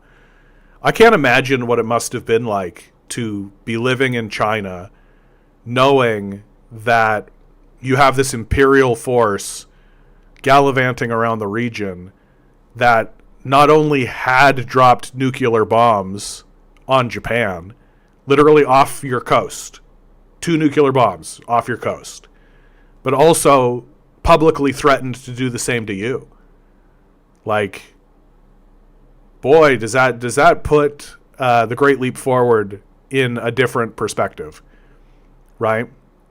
Like, I find it pretty despicable how people discuss the Great Leap Forward in this vacuum. That the Great Leap Forward just happened in a vacuum, and the Chinese communists just decided to do this outrageous thing. Can you believe that communism always leads to disaster? Look at this outrageous thing that they did in a vacuum, completely disconnected from anything that was happening in the world. And then you're like, weren't you guys literally like carpet bombing the region, like committing like mass genocides on the borders of China, threatening to drop nuclear bombs on China? Isn't that you? Wasn't that what you guys were doing? Do you think maybe the Chinese communists were like, we gotta fucking do something? Like, we gotta fucking do something! Do you think maybe that had something to do with it? No? But once you eliminate war, like, once you just, like, eliminate war from the discussion, you can say what you like. And they do.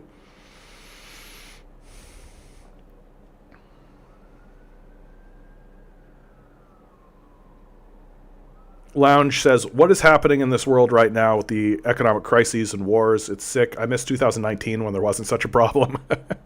Lounge, I think you should rephrase your perspective, right? Like, you miss 2019 when those problems weren't affecting you. These are not new problems, right? These are not new problems. Capitalism has been doing this the entire time. It's just now that the issues are starting to affect you. And so you're just starting to notice. Like, the system of capital does a very good job propagandizing people and keeping people unaware of what it's doing in the world. And if you ever do see what it's doing in the world, they always have some kind of argument or some kind of couching or some kind of thing. And that system of propaganda is beginning to fall apart because they're getting worse at it. And the system is beginning to vomit up figures like Donald Trump, who sucks at it.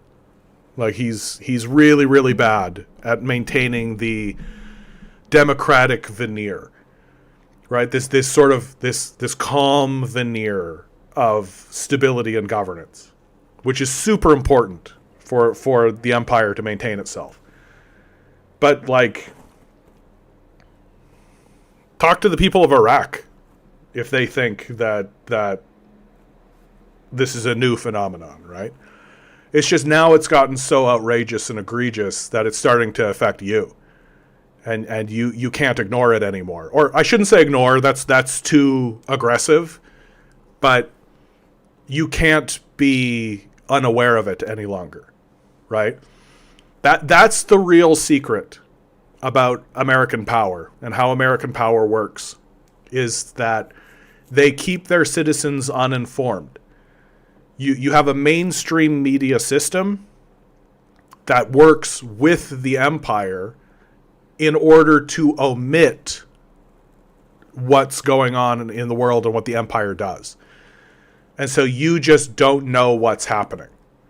And that's not an accusation. That's not me saying you're just clueless. You just don't know what's happening. But like, if you are relying on Fox News, CNN, MSNBC, any of the quote unquote mainstream sources, corporate sources, if those are the people that you're paying attention to, even people like Jon Stewart and The Daily Show, right? If anybody on television, basically, if you're looking at television and you're expecting these network people to inform you of what's going on in the world, then you have no idea what's going on. That the only time they're even going to tell you about something that's happening is if the event itself is so huge and so overwhelming that they have to tell you about it. That them not telling you about it would be just tipping the hand and just being like, yeah, this is a propaganda system. We're clearly bullshitting you. Like the Iran war. They have to talk to you about the Iran war. The Iran war is huge. It's a massive thing. You're going to know people who went to that war. Like, you can't not discuss it. But they're never going to tell you the history of that conflict. They're never going to tell you what actually led up to it. They're never going to actually tell you about what occurred over there. They're never going to tell you that, like, Iran released a 10-point deal. They're never going to tell you any of this kind of stuff. They're just going to keep you in the dark. And it's only the people who are going to go out of their way to find foreign sources who do report on these things that are going to know anything about them. And that's been going on your entire life. And certainly, like, since the inception of America itself. And so it's not new. It's just gotten so outrageous that you can't ignore it anymore, or it can't be ignored, or it can't be unseen. I don't know how to say this without it sounding like an accusation, because it's not an accusation, right? The system of capital works very hard to keep you uninformed. It works very hard to make sure you don't know what's going on. And it's a real testament to how overwhelming the events have become and how outrageous they've become that regular citizens are now starting to be like, I think things are happening, right? Things are happening. They've been happening for a long time. Lounge says, I would support social democratic ideas if they didn't create economic crisis. That's kind of more or less what I'm talking about, right? Like, social democratic ideas don't create economic crisis. Capital creates economic crisis. And oftentimes what will happen is that social democracies will come in, or communists will come in, or some kind of force will come in being like, we want to actually use our wealth to try to help the populace. And what capitalists will do in response is create an economic crisis and then try to blame the social democrats. Right? It's a well-trodden strategy that they use, and the reason why they do it is because it works. Right? They can convince huge sections of the populace that, oh, it's actually like Mamdani comes into office, and Mamdani created an economic crisis the moment he came into office. Forget about the fact that the capitalists are raising prices by 20%. Right? Just ignore it. Right? And certainly the media is not going to inform you of it. That they're just going to blame Mamdani on behalf of the billionaires, and you're just going to believe it.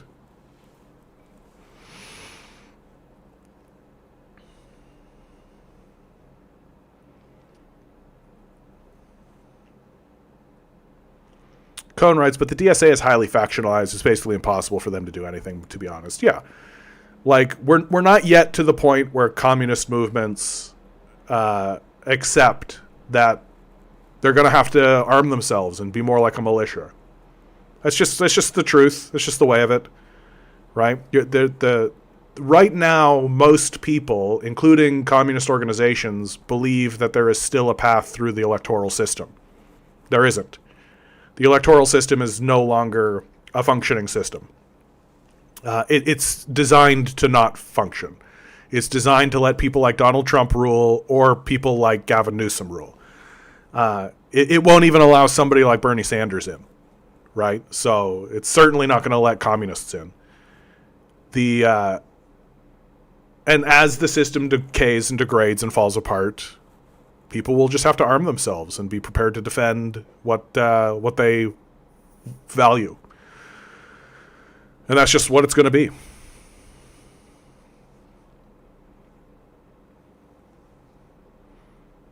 Austin writes, what about the Russian Empire? The Soviets kind of kept it together? No. Like, the Soviet Union dissolved. Like, most of Eastern Europe Ukraine used to be part of the Soviet Union. So the decline of that empire is slightly different because I think it was more politically motivated. It wasn't kind of a natural falling apart. But it's very difficult to keep empires going. Like, it's very, very difficult. And most often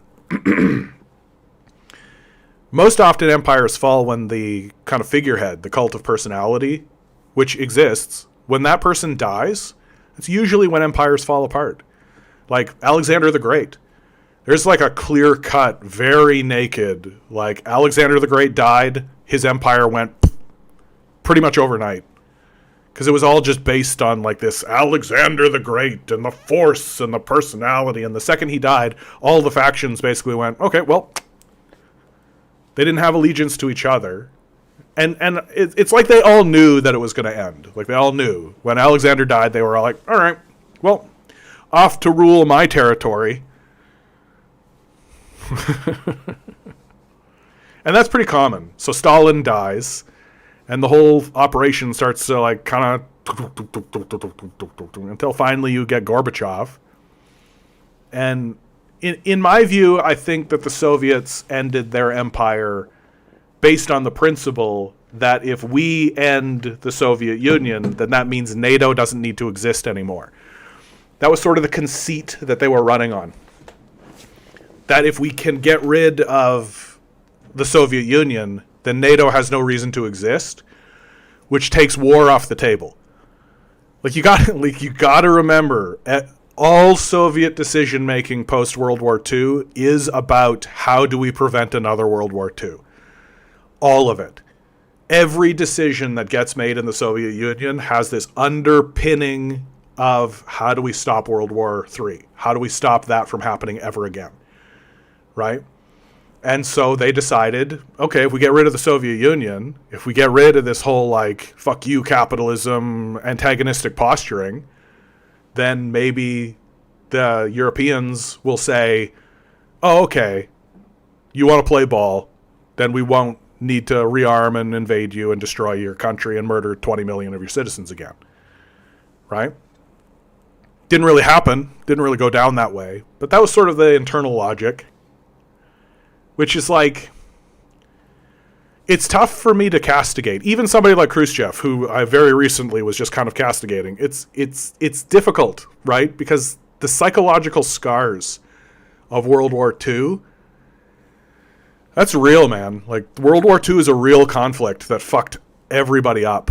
Like, it fucked everybody up. Like, I really don't like it when I see media, like Family Guy, where you see media and they display Russia, and Russia's like kind of broken apart, like everything's kind of run down and all the citizens are like dour, and there's like a lot of alcoholism, and it like gets put forward, and there's this like real lighthearted like poking at it. It's like, yeah, I bet if Nazis came in, murdered 20 million of your citizens and burned down entire cities, you would be sad about it too. I bet you would be, for sure.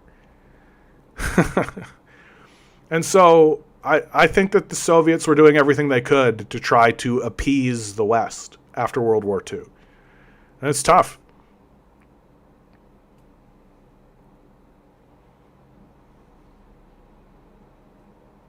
Yeah, the U.S. is primed to balkanize for sure, long before they have a socialist revolution. I think that's right. Content writes, I live in the USA, and I can say in full confidence that I do not see our Yankees as fellow citizens. I know that I don't share a sense of nation with Americans. And I know I'm not alone in thinking that I'd rather we all split up and leave each other alone more than tolerate this intolerable unity. The DSA, Compton continues, the DSA is full of freaks who will side with empire on pet issues. Their last socialist darling was a Taiwan war hawk. Hey. Lounge writes, I don't like it when capitalism is all about profit, but that is what capitalism is. Capitalism is all about profit. That's a central pillar. For me, the main thing would be like the Socialist Democrats Karl Marx said, when poor get poorer, capitalism doesn't care. We are naive and idealized in the DSA. Yeah, there's a bit of that.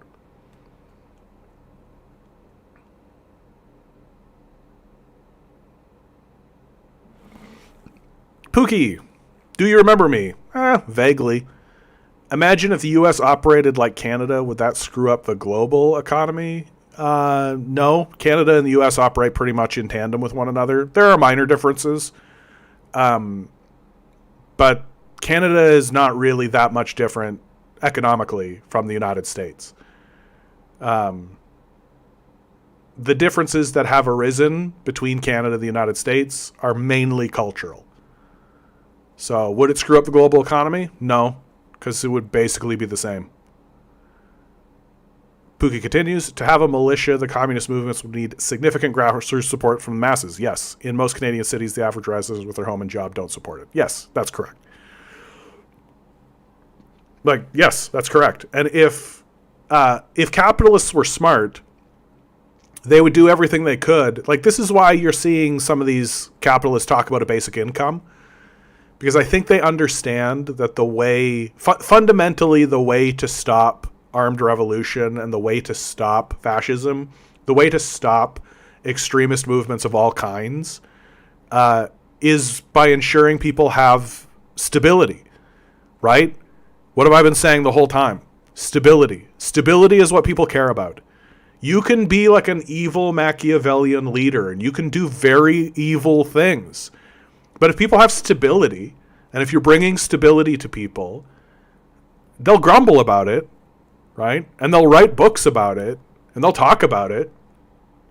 They're not going to do anything about it because they have stability. It's when your systems and it's when your governance brings instability that people begin organizing along lines. And I think your analysis here, Pookie, is correct. That this is why I say there'll be a generalized breaking apart. There'll be a balkanization, not just in the United States, but also Canada. That'll happen first because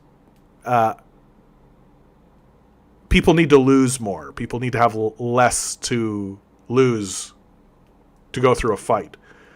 And more people need to be along those lines. And it'll happen. It is happening. Pookie says Canada seems to be well-maintained and normal. We project that image. We project that. I think that the people who are most aware of that false narrative are within the last 5 years, we had an enormous mass immigration flux come in. I think those people have seen the truth of what Canada has to offer. Canada's a beautiful country. We do have some institutions, and we do offer certain things, but a lot of it is just a propaganda projection, right? We still have our very strong systems of racism. We are still built on indigenous genocide. We're still all tied up in all of this white settler colonialist bullshit. And if you're a recent immigrant to Canada, it's why immigration numbers went up, but so too did emigration numbers, because a ton of people came in and went, oh shit, this is not a thing, and then turned around and left. Hulk. I don't think I've seen you here before, Hulk. Good to see you. Hulk says, here is evidence when Matrix in real censorship is an argument and casino oligarchs. I don't think I understand your comment, my man. Hope you're doing well.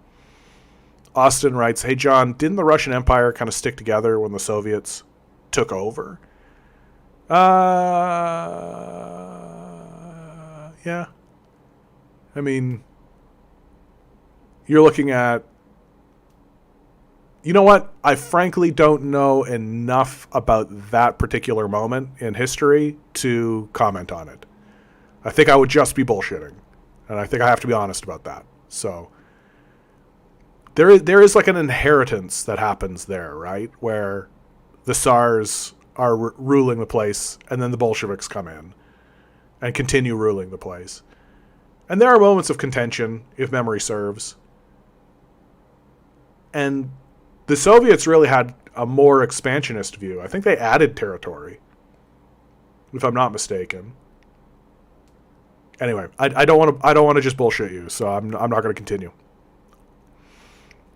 JT writes, I sometimes call my cat Kitty Khrushchev, and he probably would make the same decisions. He's a good cat, but you know.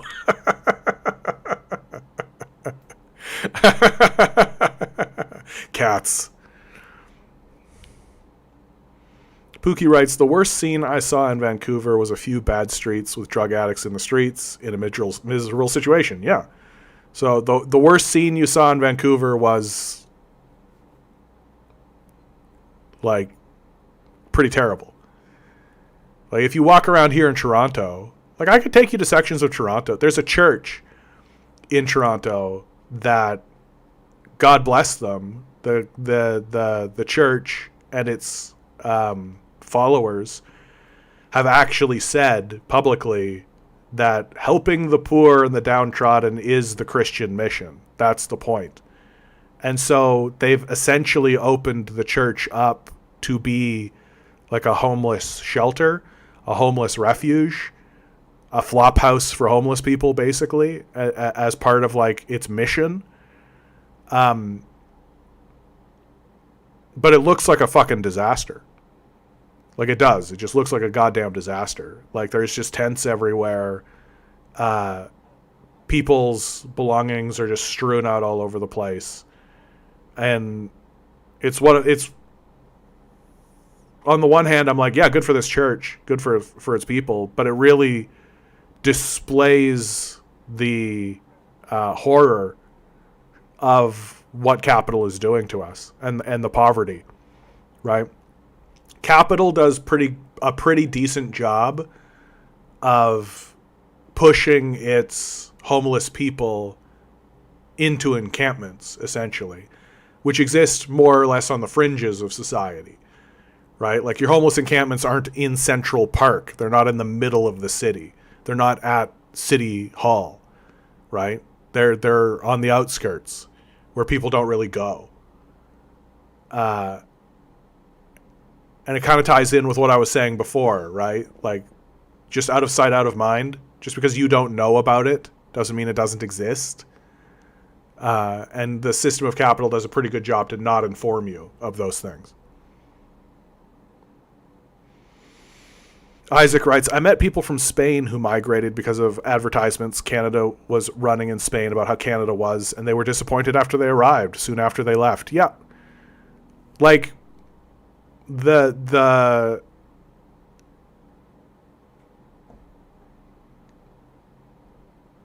people don't really expect how high the cost of living is, right? Like that they sort of anticipate that the cost of living will be somewhat similar.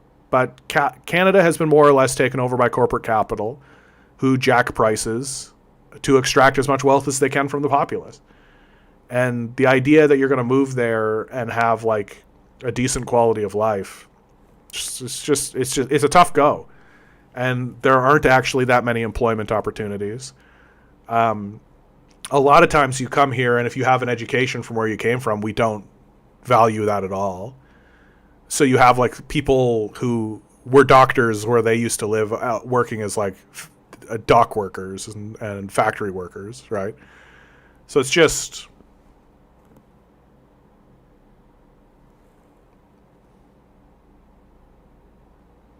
Pookie writes, to save money, the U.S. might be better, but for a normal middle-class family to live in Canada with some difficulties, it's okay to live in. Yeah, it's okay, but, like, I think the thing that Canada has going for it more than most other places is its relative stability, right? Like, nobody bombs Canada. We're the ones that we're the ones that fund bombing campaigns overseas. So, like, I know a guy from Turkey, right? And he struggles financially, and he has his issues and all this kind of stuff, and he complains, just like, you know, you're a human, you're allowed to. But then he'll be like, yeah, but there's no war. There's no fighting. So I'll stay. It's like, okay, hard to argue, right? And we're but we're partially responsible for the fighting that goes on overseas. You can just listen to our Prime Minister talk about it. JT writes, Christian churches have been one of the biggest third spaces the West has allowed for. And yeah, a lot of hospice has been done through such churches. I think churches are folding at a huge rate now. Yeah. Well, the Christianity is losing a lot of its credibility. Like, it's getting harder and harder to convince people to even buy into the idea of having kind of an organized communal space where communities come together and discuss anything, let alone do so under these sort of principles that have been co-opted by fascists and are discrediting themselves. Vassind says, hey, John, my man, perfect timing. I was just looking for something to watch. Yeah, might as well be me. I'm the best. Wednesday, 6 to 9. JT writes, Canada is the most sensible within the status quo, it seems. The bar is low. So, yeah, that's kind of my feeling on it, too, right? The bar is so low that Canada looks acceptable in comparison. That's really what it is. Pookie writes, is that why it's not good to develop capitalism through social democracy? Because people become complacent with little from a communist perspective? Capitalism naturally destroys social democratic institutions. And it's a very simple process that the system of capital is like a game of Monopoly, right? All the wealth accrues under fewer and fewer hands. And so you have a small group of citizens within your society who have an outsized amount of economic power. Again, just play one game of Monopoly and you'll essentially see that in action. The people who have this outsized amount of economic power purchase the political system. They fund campaigns, right? They bribe politicians, basically. They lobby them.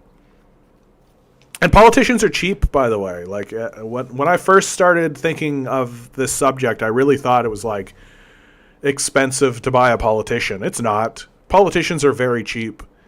Especially, like, if you have $1 billion, like, if you have $1 billion, forget about having, like, $100 billion. If you have $1 billion, you can basically buy the entire political apparatus. Like, it's not hard.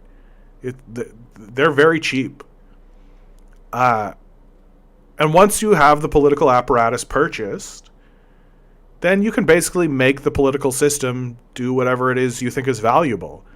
And at first, it's going to be like, oh, give me beneficial contracts, right? Allow me to entrench myself within the infrastructure and within the future of Canada, so that my wealth is essentially an institution unto itself, right? Like, institutionalize my personal wealth is essentially the first thing that the capitalists will have the political class do.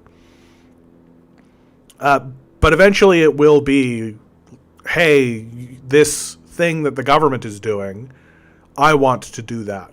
That should be my money. I should be the one who takes advantage of that. And that's basically the end of social democracy, right? Because you end up with a healthcare system that doesn't really function, that is unjust, that doesn't even provide the service to many people, with this parasite attached to the side of it, right? That's the future. That's the future of all social democracies that have strong capitalist influence. And the only reason why social democracies happened in the first place is because there were strong communist movements or trade unionists or socialists. There was strong leftist influence that was threatening to seize political power from the left. And it had to be negotiated with. Well, that's gone. And it's been destroyed systematically. Pookie says, is Canada now regressing from social democracy or moving forward? Regression. Big time regression. Big regression. And that's why if the Liberals take majority power, you'll see that regression happen very fast. It'll be very swift. There'll be a lot of decisions that get made. They'll push through an omnibus bill, basically. That'll be a massive regression for millions of Canadians. It'll be big. It won't be a small thing. And, I mean, the regression in Canada has been going on for some time. The balancing act that the political class has always needed to do is that they can't simply just destroy the healthcare system, right? Because if you just destroy the healthcare system, then there'll be political backlash, right? Like Heigl is right. Like you can't just you need to drip these things in, right? You need to go as far as you can without experiencing a massive backlash, and then kind of stay there, and then normalize that, and then you can continue pushing forward. So they won't talk about abolishing healthcare. What they'll talk about is creating a 2-tier healthcare system, right? Because there's enough gullible rubes in the world who will buy into that idea. They're like, oh, I guess it makes sense that if a person does have the money that they should be able to, yeah. So what that means is that you end up with a 1-tier where people actually get care, and then a 2nd tier that is like performative care. It's the performance of care, but you don't actually get the care. Because wealthy people will fund the 1st tier, but they won't fund the 2nd. JT writes, Canada's relative peacefulness and all that is not because it is a unique state within the West. It's more about its ability to deflect to the U.S. Its Canadian dream works well with neoliberalism. Yeah, I mean, Canada's relative peacefulness has basically just been go along with America, right? Don't rock the boat. At least they're not attacking us. That's a big principle that exists in Canadian politics. Like, at least they're not attacking us, right? And you don't want to antagonize them, right? Especially now that they've made it very clear that their intention is to annex us, right? You don't want to antagonize them. Definitely not. Pookie writes, what is your assessment of the Trudeau administration? Has it done more or less for Canada? If you're a person who thinks the Trudeau administration has done more, my question would be, what do you think? Like, what has it done? That to me is my biggest critique of the Trudeau administration, is that it has absolutely no legacy. It's actually done nothing of value at all. Like, what value did the Trudeau administration add to Canada? Can you think of anything? I can't. Like, how is your life better because of the Trudeau administration? That really, the Trudeau administration is just a continuation of the decline of Western civilization, the managed decline into the kind of corporate power structure. That's really all it is. And Trudeau's legacy, like applauding a Nazi, like what's something that you can really point at and be like, Trudeau did that? There's nothing. So Trudeau really ended up being just a figurehead of a managed decline. that the goal of the Liberal Party, along with their allies, the Conservatives, is essentially to transfer as much power and wealth away from the public towards private corporate holders as they can without experiencing a major backlash. Here, hold on. I just need to use the washroom again, guys. I'll be right back.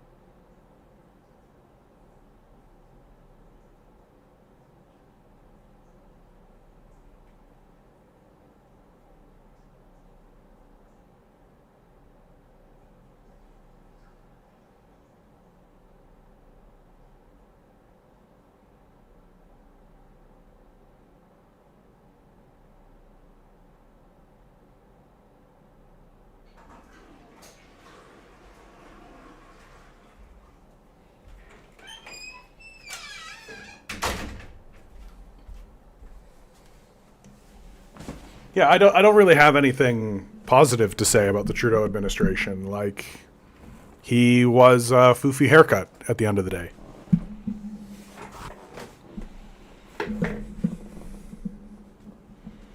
And like, I do think that the transition from Trudeau to Carney really showed you how politically astute the Liberals actually are. They saw the writing on the wall. They saw that Trudeau wasn't going to carry into the next election. And so they just replaced him with somebody who is a more astute manager, right? That Carney is just like a dyed-in-the-wool neoliberal and is a way for the Liberal Party to reassert the religion of neoliberal capital. He doesn't really have any interest in governing Canada in a serious way, in making anybody's life better. That, like most politicians that exist in the West now, Carney is interested in his own personal prestige and his own personal power and wealth. He's a liberal, so he talks a decent game. But at the end of the day, he's essentially governing as a conservative. So, like, what's... Like, the big critique I have for these liberals is, at the end of their tenure, they will be viewed as completely superfluous and almost utterly worthless. Like, they did nothing and have achieved nothing. There's no legacy there, right? They're just going to be like a painting in the Hall of Prime Ministers, and people will be like, "Oh, these guys were prime ministers. What did they do? Fucking nothing." Like,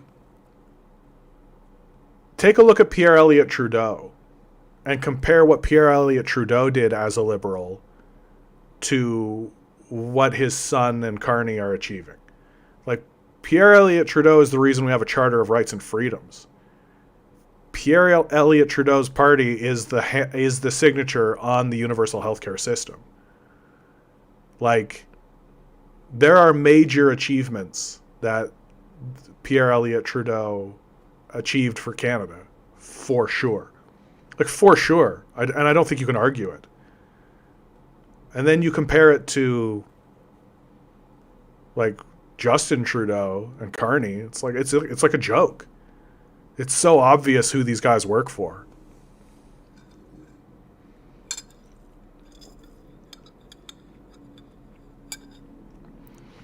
Oh, Pookie.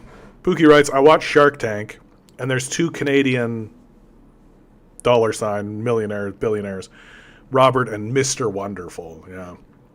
They seem to be good. Yeah, Kevin O'Leary is a psychopath. A traitor to Canada. Easy. When Trump started talking about this 51st state stuff, and Danielle Smith started to commit to treason in Alberta, he was right there with him. He was trying to sell to the Canadian people the idea that, oh yeah, this will be great. We should definitely do this.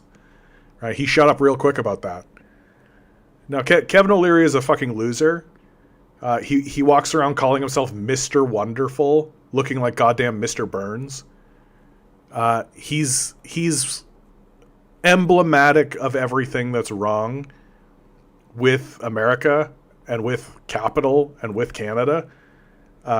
He's a guy that has this wealth and he uses it for nothing, achieves nothing, except to jerk off in front of us. And it's sort of weird that people want to watch him jerk off in front of you. Because that's all he does. He just jerks off in front of you. Pookie says, you don't like any rich person. Why would I? It's like saying I don't like any pedophiles. Yeah, I don't like psychopaths.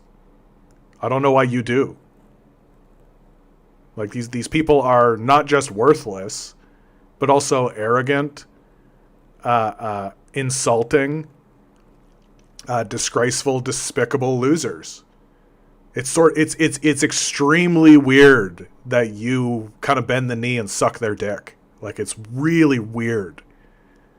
It is like looking at somebody like Ted Bundy and being like, he was one of the good ones. What are you talking about? These people are all psychos. Like, what you think? If you actually take a look at the history of Kevin O'Leary, do you know how he made his first batch of money? Do you know what he did? Like, do you know his history? So, how Mr. Wonderful made his first batch of money is that he ran a grift on the toy company Hasbro. He created a product that he pitched and sold at them that didn't do the thing he said it did. And he got involved in a business deal where he ran off with the bag. And companies like The Economist, like reporters like The Economist, called it the worst trade deal in history. So he ran a con. He's a con man. And you're just buying the grift.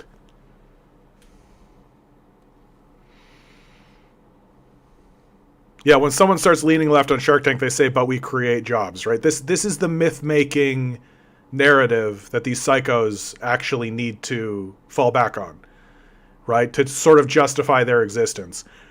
Billionaires do not create jobs. Customers create jobs. I'll say this again, because it seems to just completely go over people's heads. Billionaires do not create jobs. Customers create jobs. If you have one billionaire and everybody else has nothing, 0 jobs will be created. If you have no billionaires and everybody has the same amount of money, jobs will be created. It is an extremely basic principle. The idea that billionaires create jobs is a delusional fantasy propagated by the most delusional, psychopathic, pedophilic nightmare creatures you've ever seen. Like Mr. fucking Wonderful.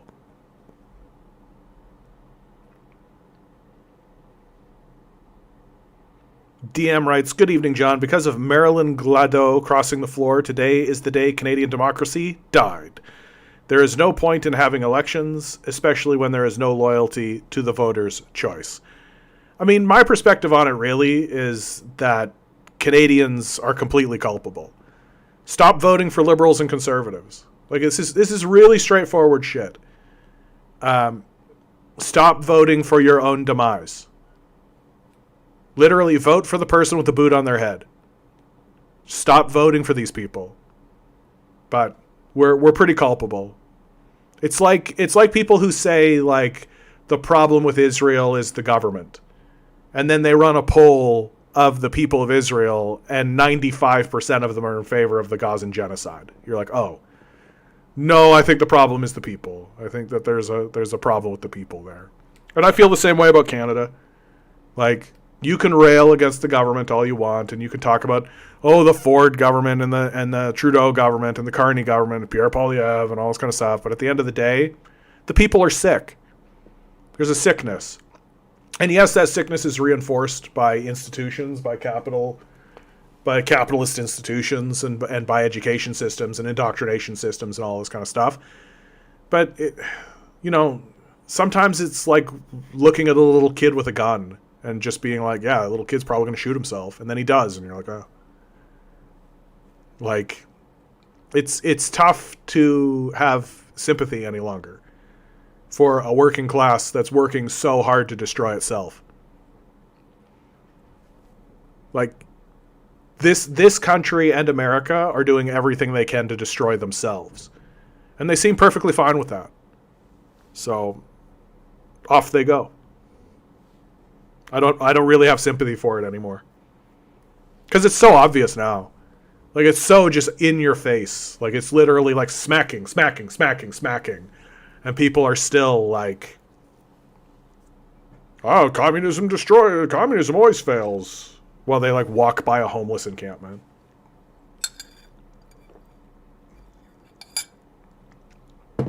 Pookie writes, but for example, from watching so much Shark Tank, like,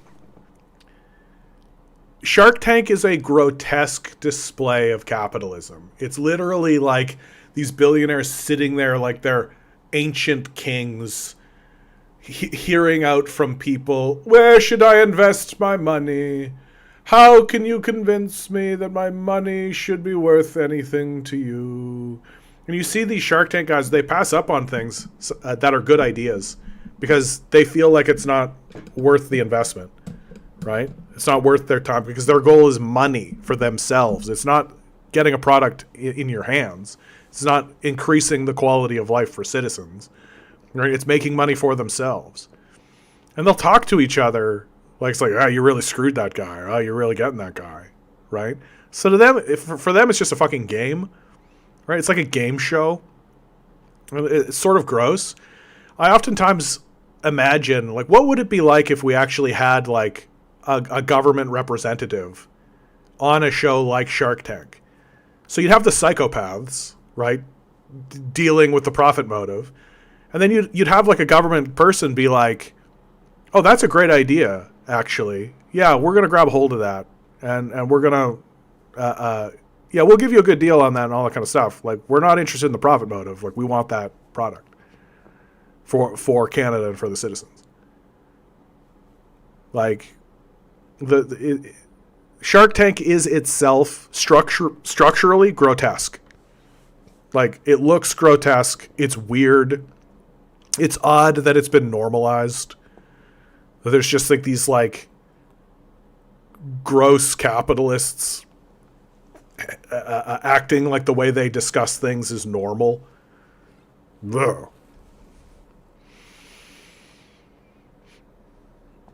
From watching so much Shark Tank, so from poisoning your brain, I've seen several entrepreneurs who are struggling and even in debt, but then some of them achieved great success. Yeah, like we threw those guys in water and they managed not to drown. Doesn't this change the perspective on capitalism? No. People succeed in capitalism in spite of capitalism. Like, people will have successes in spite of capitalism, right? That capitalism attempts to extract wealth and suffocate people by its very nature, structurally. And sometimes it doesn't work. Sometimes it fails. Sometimes it fails to snuff things out. And humans manage to attain something for themselves in spite of capitalism. That capitalism is not the force lifting people up. The force that's lifting people up is humanity. That humanity is more powerful than capitalism. Humanity is a force that supersedes and goes beyond the limited imagination of capital. And that what capitalists will always do, 100% of the time, is they will look at someone who achieves something and they will attempt to attribute that to capitalism, when the truth is that it happened in spite of capital. It happened not because of capital, but in spite of it. Because what capitalists will always do, and always attempt to do, is take something that's functioning, working, or is excellent and good, and they will parasticize it, destroy it, create, vulturize it, inshitify it, in order to siphon out as much wealth as they possibly can for themselves, make the product unusable and shitty, and in many cases just destroy it. They do it all the time, constantly. And of course it's to their benefit to look at the one time somebody actually made it through their gauntlet of death and destruction and actually created something worthwhile for people and say, the system of capital at work. Capitalist innovation. We did it. When the truth is that the product or the item or the idea or the desire or the service that they were putting forward was something that people wanted so badly, or that was so heavily in demand, that the capitalists couldn't stop it. That it just pushed through anyway. Right? Like, take a look. The perfect example of this, the most perfect example that you'll ever find, is every single capitalist, every single transit project that exists in every single capitalist city. A transit system is getting built in every capitalist city, and it always takes forever. Because it's the perfect money-making grift for capitalists, right? You create like a light transit rail or a subway line somewhere, and you just ensure that it's always under construction. Yeah, we're building a highway there. It's always under construction forever. Right? And that the deadline's always pushed back and the budget always goes up, right? Because the politicians are bought by the capitalists, who then take your taxes, public money, and gives it to the capitalists, who then fund the politicians. So there's this whole kickback cycle. And as long as the project continues going forever, they'll continue making money. And how do we know that that's exactly what's going on? Because when you go to a proper country that's actually interested in building infrastructure like China, they build an entire highway in a week. And you're like, oh, so it's possible. Like, their arguments of like, this is just how it works, you know, things move slowly, and you gotta, and all the finger pointing and all the dumb bullshit that gets made up. And then you look at China and they're like, oh, so it's possible. So you guys are just running a grift. And this grift that gets run occasionally spits out something that is of excellent quality, but it isn't of excellent quality because of the capitalists. And oftentimes you'll see, like, you'll watch a movie, or you'll see a video game, or you'll see something, and then you listen to the developers or the people who made the product or made the thing, and the story is constantly how they had to push back against the studio and how they constantly had to justify to the money people who were constantly trying to destroy the project. Like, constantly. But one of the great story examples I have of this is in the movie The Wizard of Oz. Right? Dorothy has this song, Somewhere Over the Rainbow, right? An iconic song. And they wanted it cut. They didn't want to have this song in it. And it was the writer who had to fight for it. The artists, you know, the humans, had to fight for it. And he fought for it because he said, this is how the audience will fall in love with Dorothy. And that was true.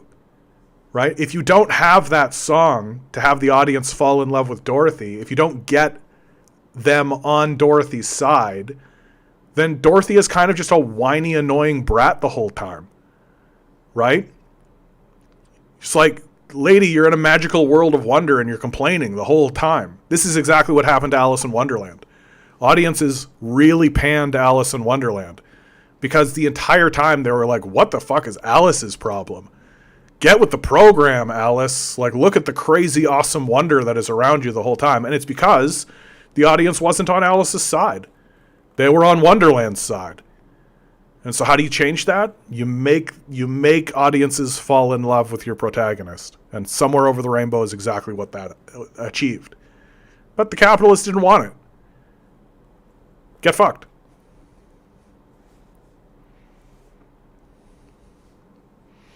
Dave writes, it's like during the pandemic, people were screaming in the street, fuck Trudeau, but then went back to vote for the same political party. I mean, the Trump administration terrorized people. I said it before on this stream, right? You can rule through fear. People want stability first. And you can be like, fuck Trudeau and grumble and run your protests and all that kind of stuff. But when shit hits the fan, people will fall in line. And you can govern through fear. And incidentally, that's where we're heading. Like, governing through fear is going to become pretty normal. And wait until there's public displays. Like, wait until they're running, like, public executions and shit. Like, it's coming.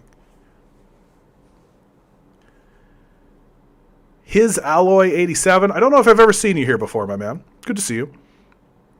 So you genuinely believe communism is good? Yes, objectively. On paper, it looks great, but come on, human greed makes it actually impossible. So my comment to this is it's just very simple, and I don't mean to be insulting. I'm not trying to alienate you, but it is okay to not know something about a subject, right? Like, it's just okay. Just take this moment and really be honest with yourself and really ask yourself, what do you actually know about the subject? Like, in seriousness. And when you realize that the answer is that you don't know anything about the subject, then you can get yourself into a position where you can start to ask, like, oh, okay, I have always been told by the pedophilic Epstein class of anti-communists that communism is bad. Maybe I should stop listening to the pedophilic Epstein class who literally is trying to rape my children and impoverish my society. And actually begin asking questions like, what is communism? Can you point to a success that communism has had? These sorts of things.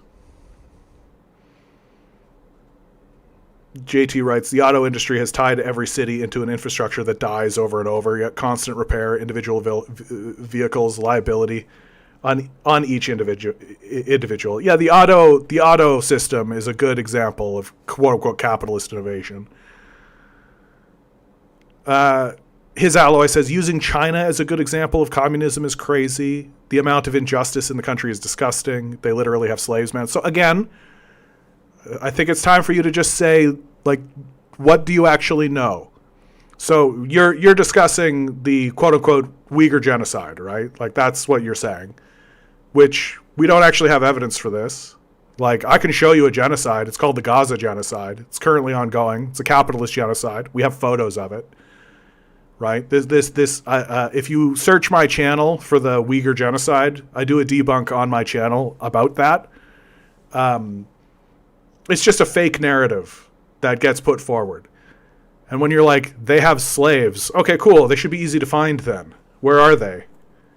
It's sort of odd that they can't really find these guys. There's lots of accusation, right? Because that's what the Epstein class does, right? The Epstein class throws accusations and uses their media system and the CIA in order to convince people of things that don't really exist. And when you actually begin asking pretty common basic questions, like, can I see them? Where are they? They can't show you. And when they do show you, they end up being fake pictures and just bullshit. So I don't buy into this, like, literally have slaves. Okay, where are they?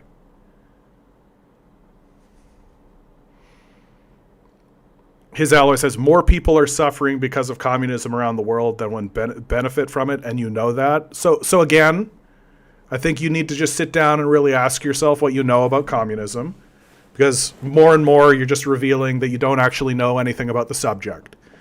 Like, more people are suffering because of communism around the world. Like, the black slave trade was capitalism.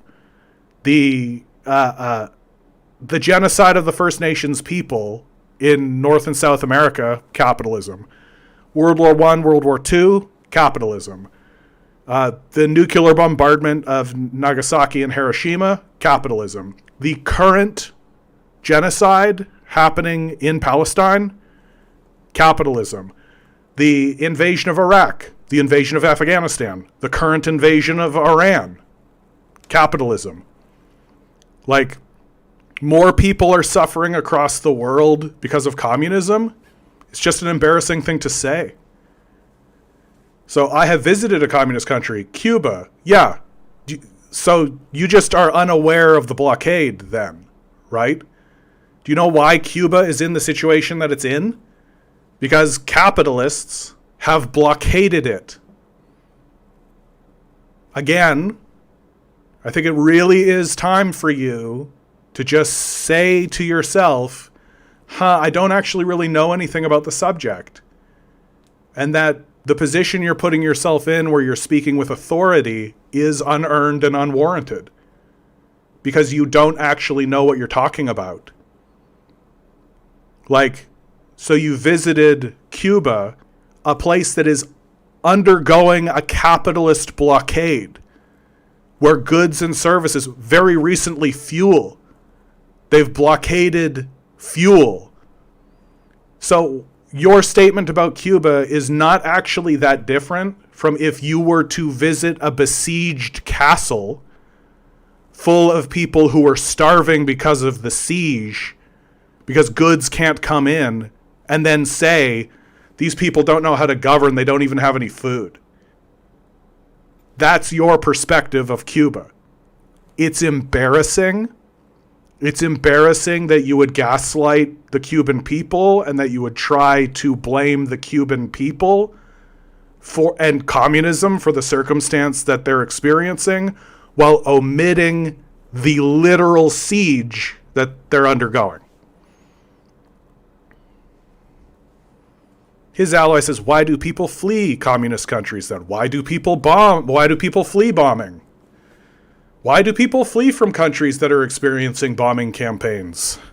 Why do people who were aligning themselves with capitalists who were invading the country flee the country when communists take over? Like, man, things were great in Cuba when I had a plantation full of slaves. My family owned a plantation in Cuba and I want that back.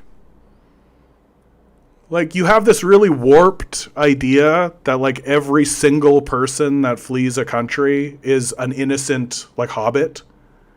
It's pretty common for some reason.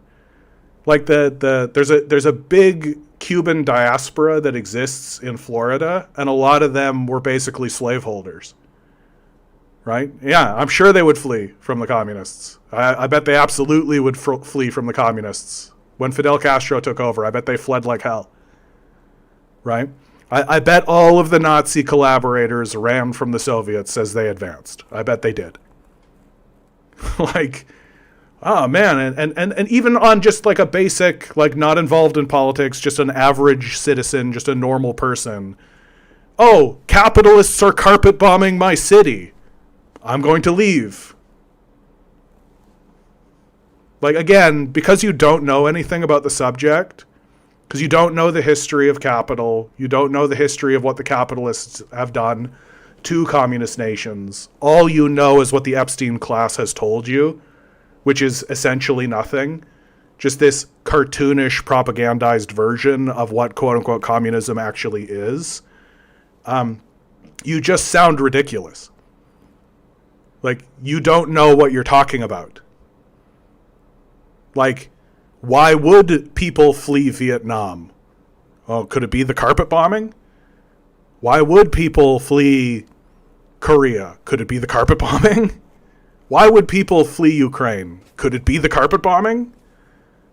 Like, why are people fleeing Iran? Could it be the carpet bombing?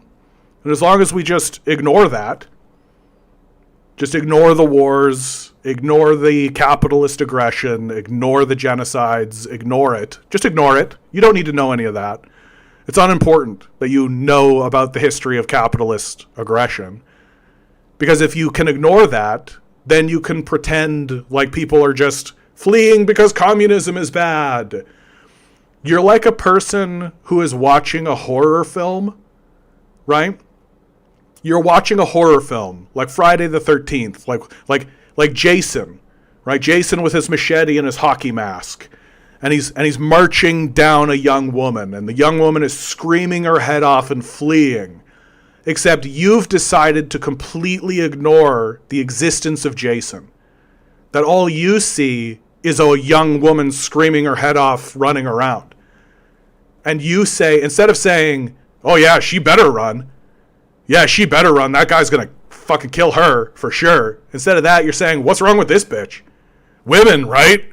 Like, geez, calm down, lady. What is she freaking out about? That's what you sound like.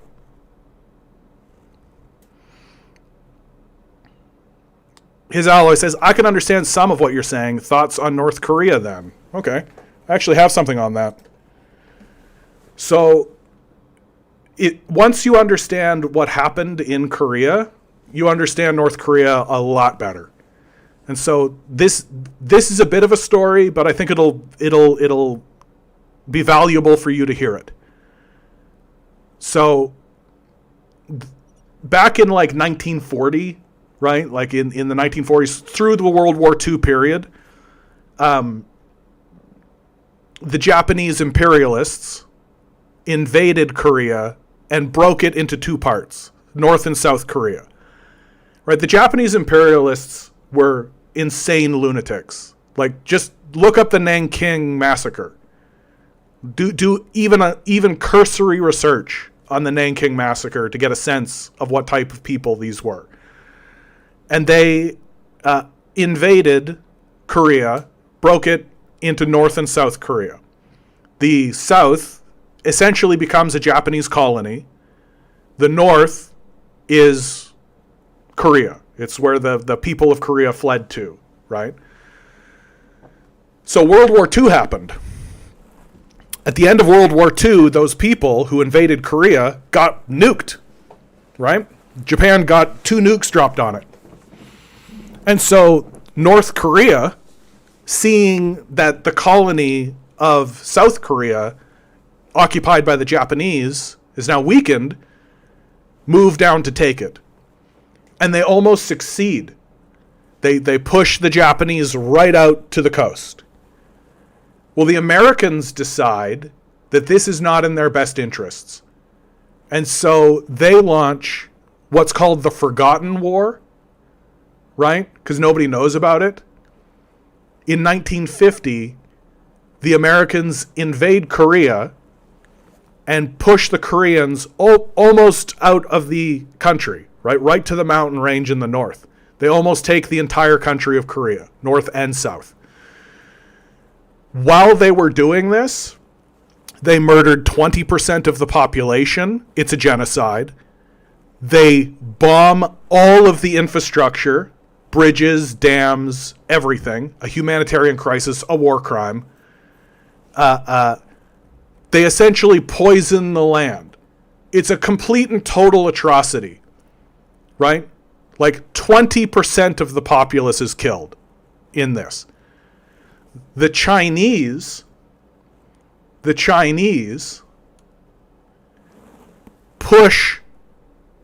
ally with the Koreans and push the Americans down to the border of North and South Korea, where it is today. So we'll quickly pull up a map.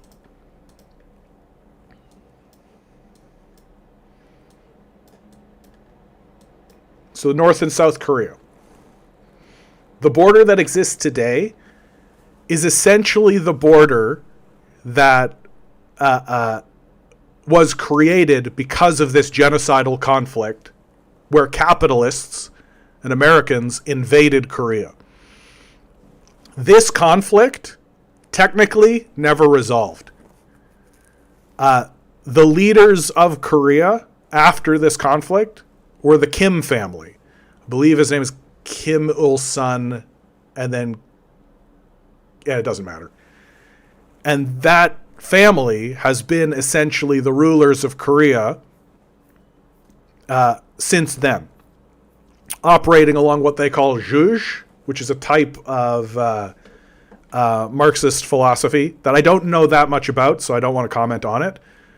But as you can see, the Kim family has done everything it could under extreme duress, extraordinary circumstances, in order to stabilize their country during a period of continued war. That war never really ended. And that North Korea, since the end of the Forgotten War, since the end of that conflict, has been experiencing sanctions and has been undergoing a sanction regime. And so it's been operating disconnected and dislocated from the system of trade that exists in the global world order. And it's having to operate and do what it can by itself, essentially. And so people will often point out, well, look how strong and powerful South Korea looks. Yeah, because they poured hundreds of billions of dollars into rebuilding South Korea and left North Korea the fuck alone. So yeah, it's going to take them a minute. Right? But the reason why they're in the circumstance that they're in at all is because of the genocide that was committed against them throughout the 1950s, followed up by the sanction regime that has only just recently North Korea has only recently been able to kind of get around that because of the rise of China and the rise of the BRICS organizations that exists now. That there's a secondary trade network that doesn't sanction North Korea. And what's North Korea done with it? It's now beating America in healthcare, education, housing, and transportation. So and it pays to remember that a lot of the negative press that you hear about North Korea comes from the Epstein class. Like, why would you ever believe what the Epstein class has to say about these guys? Especially now that you know that the Epstein class is who carpet bombed the shit out of them and created the material conditions and the circumstances that they live in today. And like, it's a touch odd, frankly, that people think that the Kim family, like, oh, it's a monarchy, and then they'll like jerk off about Prince Charles or whatever. So I think the people of Korea, the people of North Korea, and the occupied territories of Korea, South Korea, I think the people of North Korea are doing just fine. And that we should probably leave them the fuck alone. And when it comes to any Westerners' opinions about North Korean culture or how they govern themselves, we should shut the fuck up. I don't think we have a leg to stand on. I don't think that our opinions matter at all. And the idea that Westerners think that they should have an opinion on it comes from just white Western chauvinism. Like, we committed a genocide against these people. We should shut the fuck up.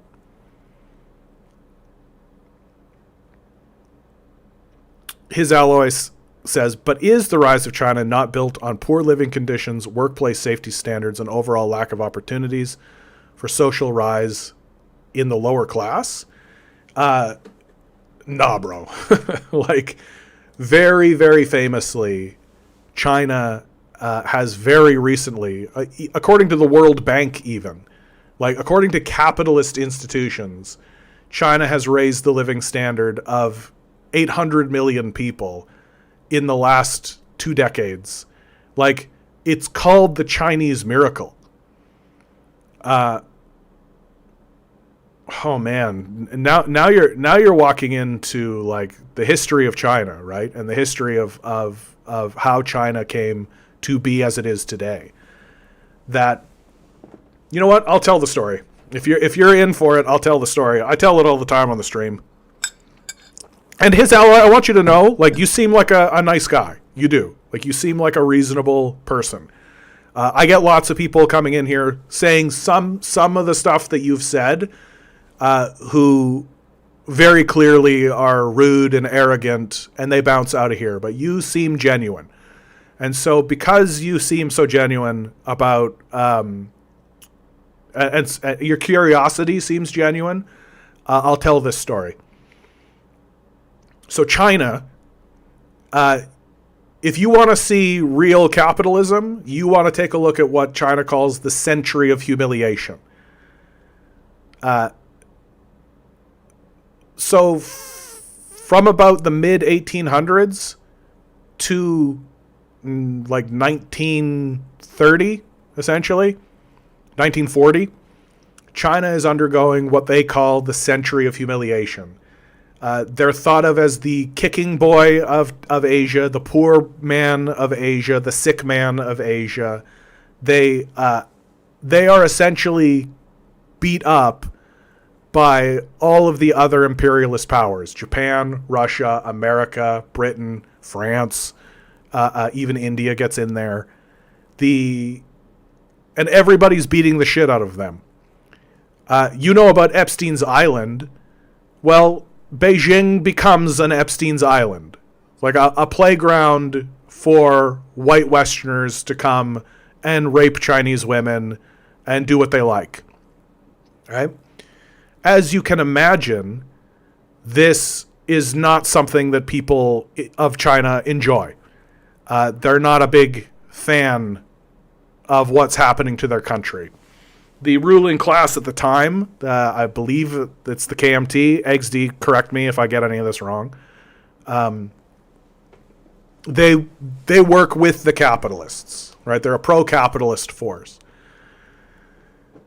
So who arises from this is Mao Zedong. Mao Zedong leads the communist revolution in China. He fights against the other faction trying to take over China, which is the fascists. They constantly clash with each other, along with imperialist forces. It's the Chinese Civil War. Lasts like 20 years. Mao Zedong is a war leader, 20 years. The base of his power is the peasants, the rural peasantry, who he rallies behind his cause. World War II kills about 20 million Chinese people. World War II is so egregious and so outrageous that the communists and the fascists ally with one another against the Japanese mainly, but also the Germans, to defend China. After World War II, the communists win the internal struggle. Mao Zedong wins. So here's the timeline, right?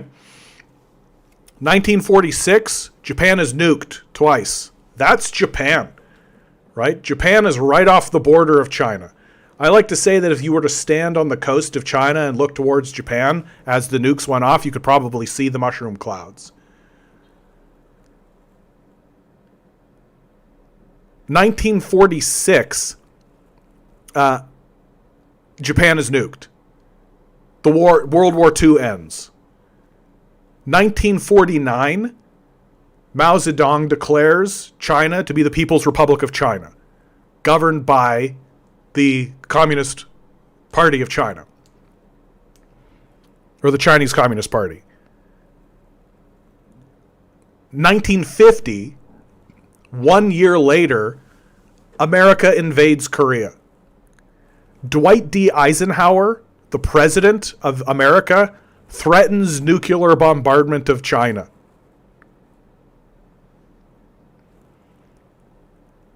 As this conflict goes on, America begins moving forces into the region to begin the conflict known as the Vietnam War, which lasts 20 years. China panicked that America is aggressing so desperately against it, launches into what it calls the Great Leap Forward. 1953, Joseph Stalin dies. Joseph Stalin was one of Mao Zedong's largest backers and largest supporters.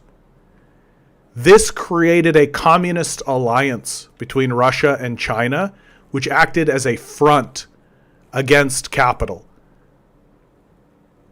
The death of Joseph Stalin led Russia to be ruled by a man by the name of Khrushchev, who denounced Stalin and started what's called the Sino-Soviet split, which was a breaking between Russia and China, which essentially forced China into a war with America on its borders alone. This leads the Chinese people to begin having a serious conversation internally about how do we come to peace with America? How do we capitulate? How do we surrender to Western capital? Now, Mao Zedong has fought his entire life at this point against capitalists. He's not going to surrender. He launches, and let's be clear about this, Mao Zedong knows that China will surrender. He meets with Nixon at one point. He knows. He is not going to do it, and the people of China know he's not going to do it. And it's important to know and recognize and realize, we don't really understand this as Westerners. The people of China love Mao Zedong. They love him. Like they would love a family member. They love him. And so they know he's not going to capitulate, even though they know that capitulation must occur. They can't perpetually and forever fight the Americans. And so Mao Zedong launches what's called the Cultural Revolution. And the Cultural Revolution is an internal purging of capitalist elements. It's very contentious. The people of China didn't like it.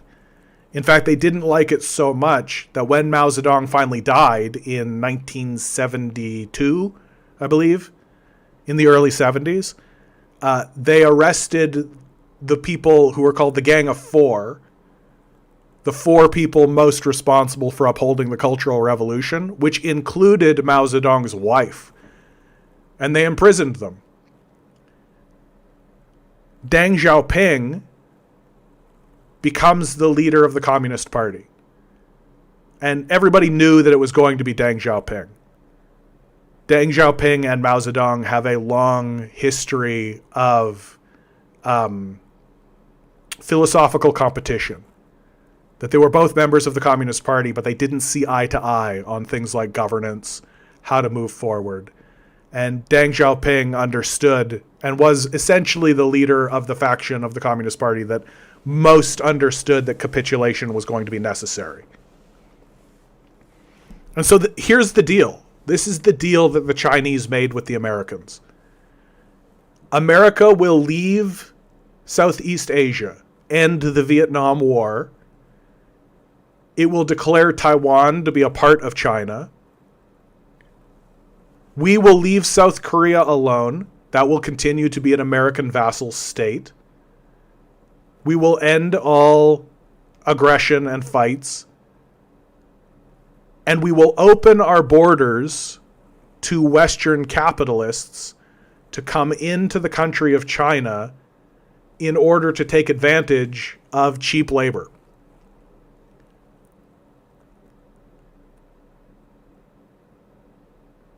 So we will, instead of fighting a war against America, we will go to work for America. This is a capitulation.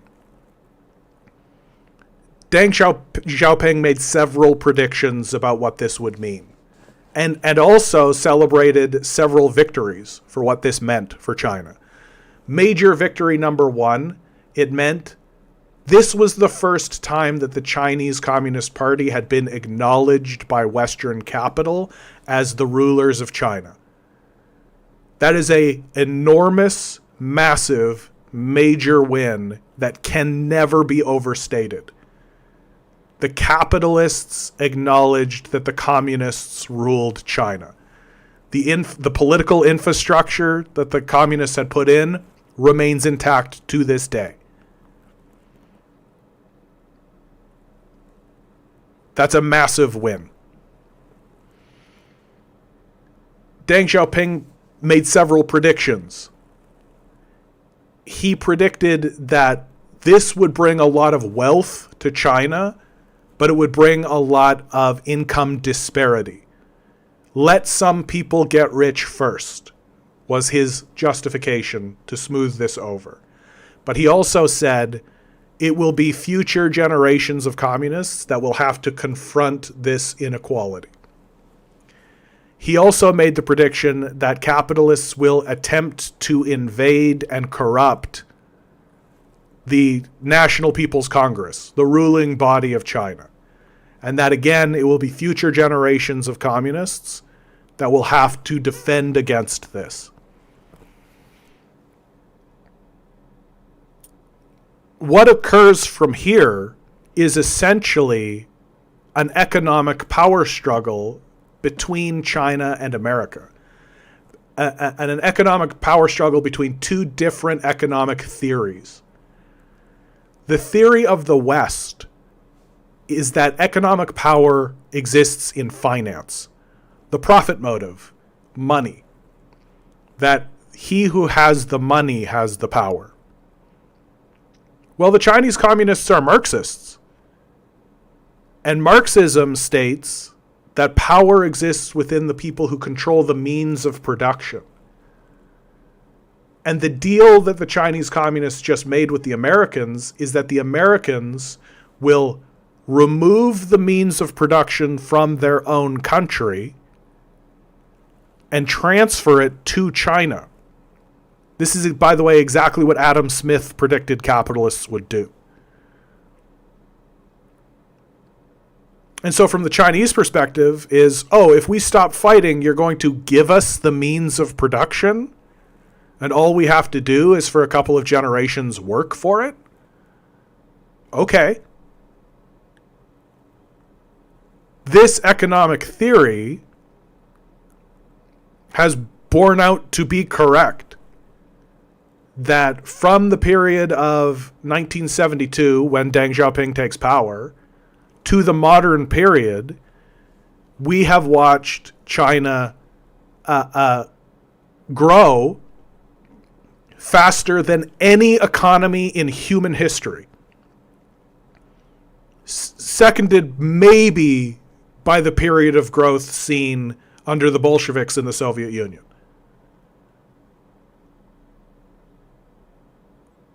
There is no argument to be made that China's economic growth didn't happen. Moreover, there is no argument to be made that China's economic growth occurred because of capitalism. That China's economic growth occurs in spite of capitalism, that it's only after the capitalists stop invading and destroying China that China experiences this massive internal growth, which they spread throughout the populace.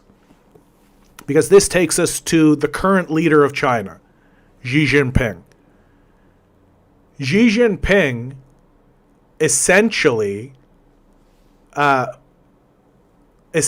runs a campaign for the leadership of the presidency, and I can explain how the National People's Congress actually works. Mark, thank you for the donation, $1.99. I really appreciate that, my man. Thank you. But Xi Jinping basically runs a campaign of anti-corruption. He essentially takes the criticisms of Deng Xiaoping's own policies that Deng Xiaoping laid out for himself and begins acting on them. He confronts the internal corruption in the National People's Congress, purges corrupt elements, And he confronts the income inequality that exists in China with massive wealth distribution programs. When China has its own housing bubble that has occurred here in the West, the Chinese Communist Party deflates that bubble almost immediately. Xi Jinping makes a statement, houses are for living in, not for speculating. What we see in modern day China today is a country governed by the Communist Party of China. It's the same political system that Mao Zedong erected, and the people who are working within it are people who that system has selected. And you're seeing them manage capitalist enterprises that exist in China, while not permitting capitalists to gain hold of key social infrastructure such as banks and basic resources. And built in within the Chinese constitution is the idea that if an organization gets big enough, a member of the Communist Party has to sit on your board of directors. So there is always communist influence within these capitalist elements. There is a looming question mark that exists in modern China today, which is, what road are they going to go down now? Will capitalism act as a corrupting force and take over and lead China down this capitalist path? Or will China instead forge its own path and continue this process of economic and social development? If you look at the trend, and if you look at the history of China, you can see that the goal of the Communist Party of China is to continue increasing the quality of life and developing the social elements of its society. That it's entering a phase that I call pruning the garden. That capitalist institutions grow and then calcify and then die. And as they die, the Communist Party of China decides whether or not to simply prune it or to uproot it and get it out of the garden. A key example of what I'm talking about happened in China's solar panel market. In China's solar panel market, they allowed capitalists to come into China and make and develop solar panels. Because the perspective of the Chinese Communist Party is, yes, we would like free infinite energy forever. Now, the goal of the capitalists is not free infinite energy forever, it's money. And so eventually there came a point where the solar panel market became so saturated and it was producing so much energy that to produce a solar panel meant that you were going to lose money. And so the capitalists started to fold and started to leave because they could no longer make any money on it. The Chinese Communist Party said, yes, but we would like free infinite energy forever. And so they scooped up this industry and continued operating it. If you read articles from The Economist or the Financial Post about this, you can see that the Western authors are very confused. They literally say, how is the Chinese government going to make any money on this? Sure, they get free infinite energy forever, but how are they going to make any money? And this shows the disparity within the thinking between China's economic theory and America's economic theory. The American economic theory is, I'll remind you, money. Power comes from money. Finance. And the Chinese economic theory is power comes from the means of production. And so China says, yeah, we don't care about the money. We care about free infinite energy forever. And this has led China to, year over year, for like the last 10 years, maybe even longer than that now, year over year, they create more solar panels every year than exist in the world. And they do that every single year.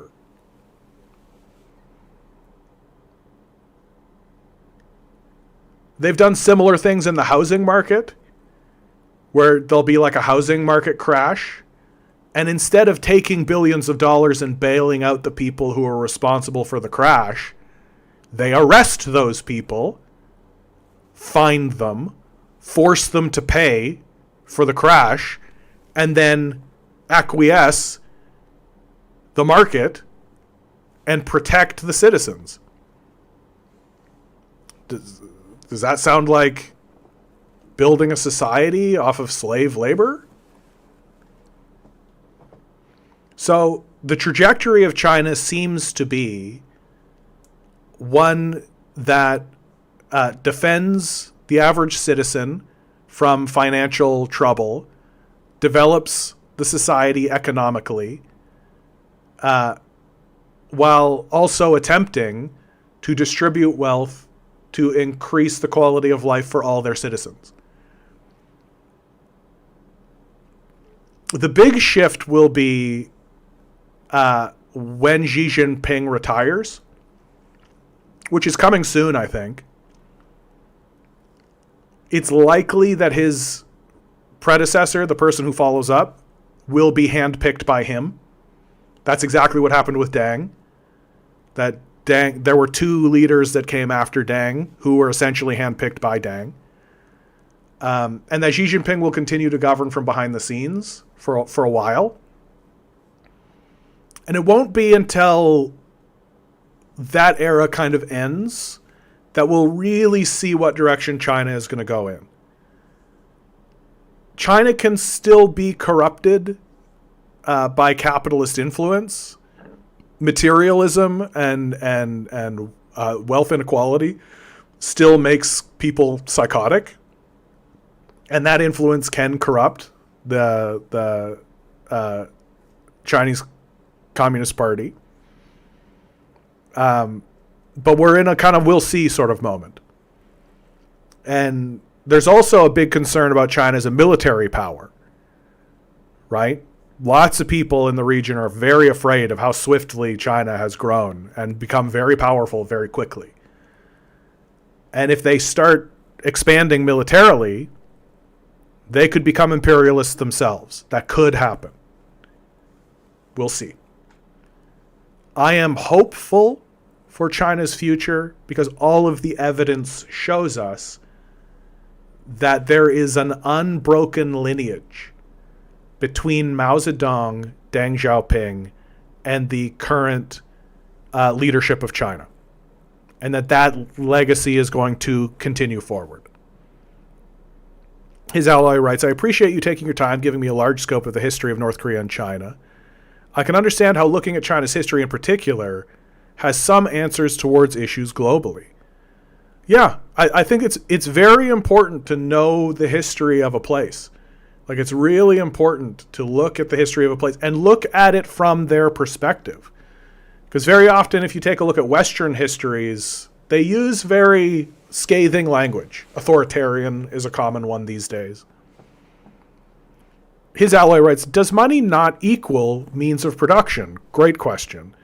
I guess my question would be, what, in your opinion, are the greatest downsides of communism? So money does not equal the means of production, right? You'll hear this more often now. Now that when you listen to your media and when you listen to news sources, you'll hear them use this phrase, real economy, right? That in America, there are two economies. There's the financial economy, and there's the real economy. The stock market, for example, is the financial economy. The economic theory of Western capital is that you take your money and you give it to someone, you invest in someone. So you have a billionaire. Hello, I'm a billionaire. And he invests his money in a company. And that company takes the money and they use it to mobilize assets and mobilize labor, right? And it's through that process that capital grows its economy, right? I invest in you, you give me a little bit of money back, right? So I get my money back eventually and then a little bit more. So I grow my capital through that process while the real economy is built. And that's the process. What actually happens is a game of Monopoly. Just play one game of Monopoly, and you'll see what actually happens in a capitalist economy. And that the whole theory that I just sort of laid out for you dies based on a very simple principle, which is, if the goal of investing is to get money, why would anyone invest if they already have all the money? That's what's killing the capitalist economies, is that a small group of people have all of the wealth, so they have no reason to invest it. That they already own everything worth owning. And instead of investing in, let's say, you being able to have food, they're investing in dumb pipe dream ideas like the metaverse or AI intelligence. And the most common investment done by the Epstein class is militarism. Right? War is very profitable because it's an economy that perpetuates itself, right?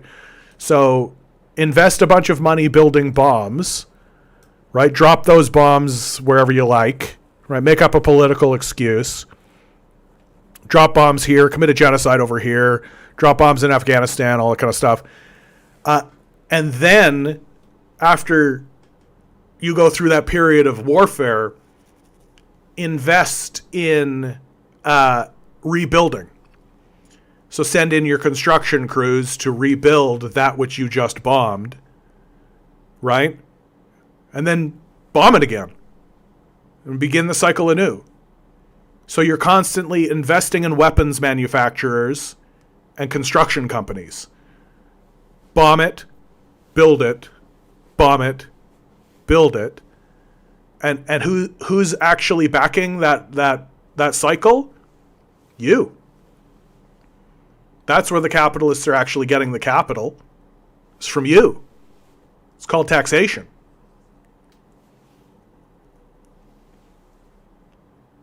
So that doesn't build anything. That's a financial economy. It's financialization. Compare that to the real economy, right? And the real economy built on the idea of actually making things and manufacturing things and creating things. Well, that's what the Chinese do. Pick up any product that exists in your house right now. Literally anything. Chances are extremely good that it came from China, perhaps Vietnam, right? Southeast Asia somewhere. And if it doesn't explicitly come from China, components of it 100% did. So, if China decides to stop making it, who has the power?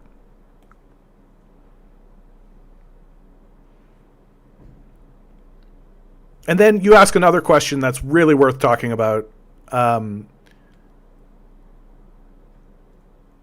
Next time maybe we're going to have to talk about Russia. They have a complicated history as well. Yes, and the Russian history is very tragic, I think. What's the greatest downsides of communism?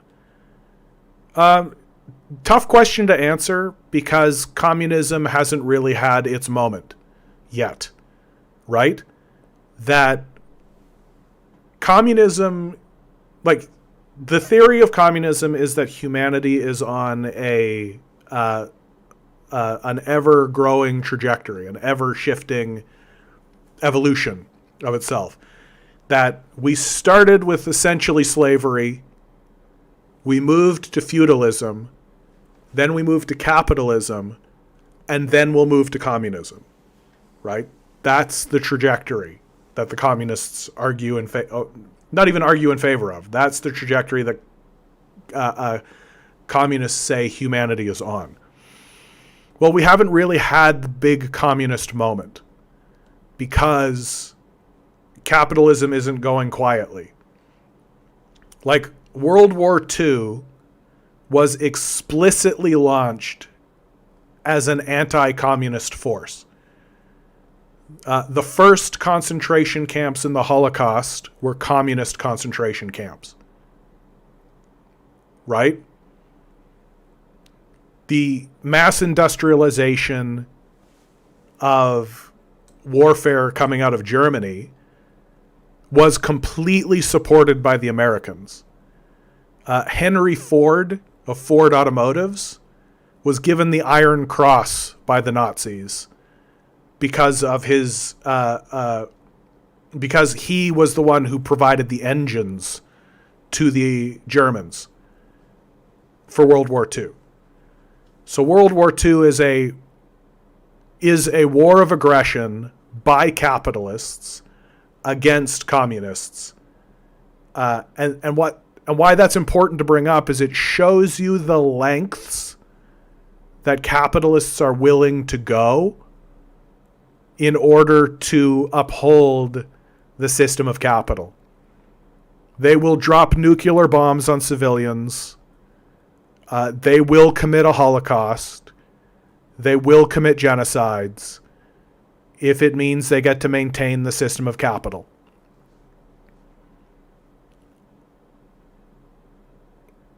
We haven't really had a country or society that has been able to free themselves of that dynamic. The closest we've got right now is China. This is what has the modern capitalist system terrified. Because Hillary Clinton gave an interview where she said that we thought that China would become like us. We thought that this deal that they made with Kissinger and Nixon would make China like us, that they would become capitalist like us. That didn't happen. China is its own thing, and it's doing its own thing. And Western communists make the claim that China is not communist. I have serious criticisms of their criticism. But there's a lot of proof in the pudding. The thing that makes the West so terrified of China is that for the first time in the history of modern Western warfare, they know that they can't bomb the shit out of China. They know that they can't, there isn't a military solution with China. They can't just go in there with their military and fuck China up, because China's military is much stronger than the American military is now. The Chinese Navy is way stronger than the American Navy now.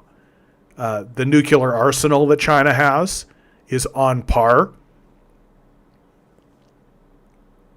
A conflict with China would not go well for America, and America knows it. So what that means is that China now gets to act as it wants. And that's very scary. And what China has been doing, I didn't actually bring this up. This is actually really worth. So China is one of the central figures in an organization called BRICS, which is an alliance between China, which is an alliance between an economic alliance between Brazil, Russia, India, China, and South Africa. This alliance has recently added to its coalition the entire continent of Africa and many Middle Eastern countries. China has built something like 600,000 kilometers of high-speed rail coming out of Beijing, as well as Shenzhen. It's all over China, and it goes into Xinjiang, up through Russia, through Belarus, into Europe, as well as through Kyrgyzstan, Uzbekistan, Turkmenistan, into Iran, and then up through Turkey, Bulgaria, into Europe. A lot of what's going on politically in the world today is tied into what's called the Belt and Road Initiative. This is a massive trade network that has allowed China to become the world's trading partner. Within the space of about 15 years, America went from being the number one trading partner with most of the world to being number two to China.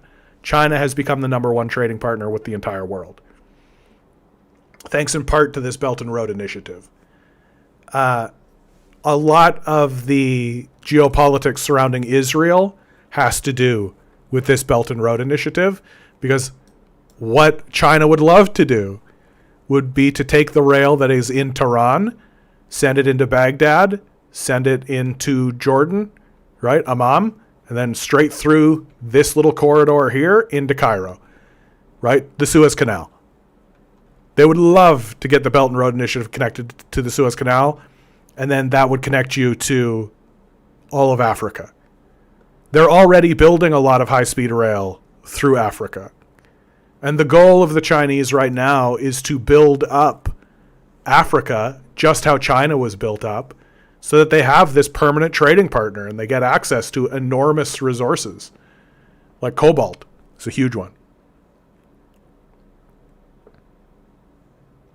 Matt Vanderberg writes, where do you think Chinese people will put their capital and their savings? Their own country. That's what they are doing, right? They're just their own country. Hulk writes, Mao Zedong is a dictator. I think that's a misunderstanding of Mao Zedong. It's too simple. It's too simplistic. Like, certainly Mao Zedong is a war leader, right? He led a revolution. But the system that Mao Zedong built is a democratic system, right? It was built to be resilient and responsive to the needs of the Chinese people. So to call Mao Zedong a dictator is like, is George Washington a dictator? It's just way too simple. And it's just a misunderstanding of the historical of Mao Zedong as a historical leader. Like, he was a general, he was a war leader. I actually have criticisms of Mao Zedong as a governor. I think that he made missteps as a governor, but those missteps are like pretty understandable once you understand who he is and what he represents in China. And it's a bit of backseat quarterbacking. Like, did anyone vote for Mao Zedong to be the leader of China? No, of course not. But he was a war leader. And then Hulk says, it was not democratic what he did to Tibet. Oh, yeah, Tibet. You want to talk about Tibet? Okay, cool. Let's talk about Tibet. So the average life expectancy in Tibet was 35. Tibet was a feudal society where most of the society was governed by a theocracy. The Dalai Lama, who we all are like, oh, what a sagely kind old man, was a slaveholder. Tibet was a slave society. And the Chinese communists went, yeah, right, we're not going to tolerate that. And so they went in there and they overthrew the theocracy. And they did land reform and redistributed the land. And the quality of life of the peasantry immediately increased. The life expectancy of the peasantry went from 35 to where it is now, which is on average in China 75, 80. to defend Tibet as a legitimate governing system is not too much different than defending the Confederates of the South. Like, it was a brutal place where peasants were dominated by a theocracy and died by the age of 35. I will not shed a single tear for the rulers of Tibet.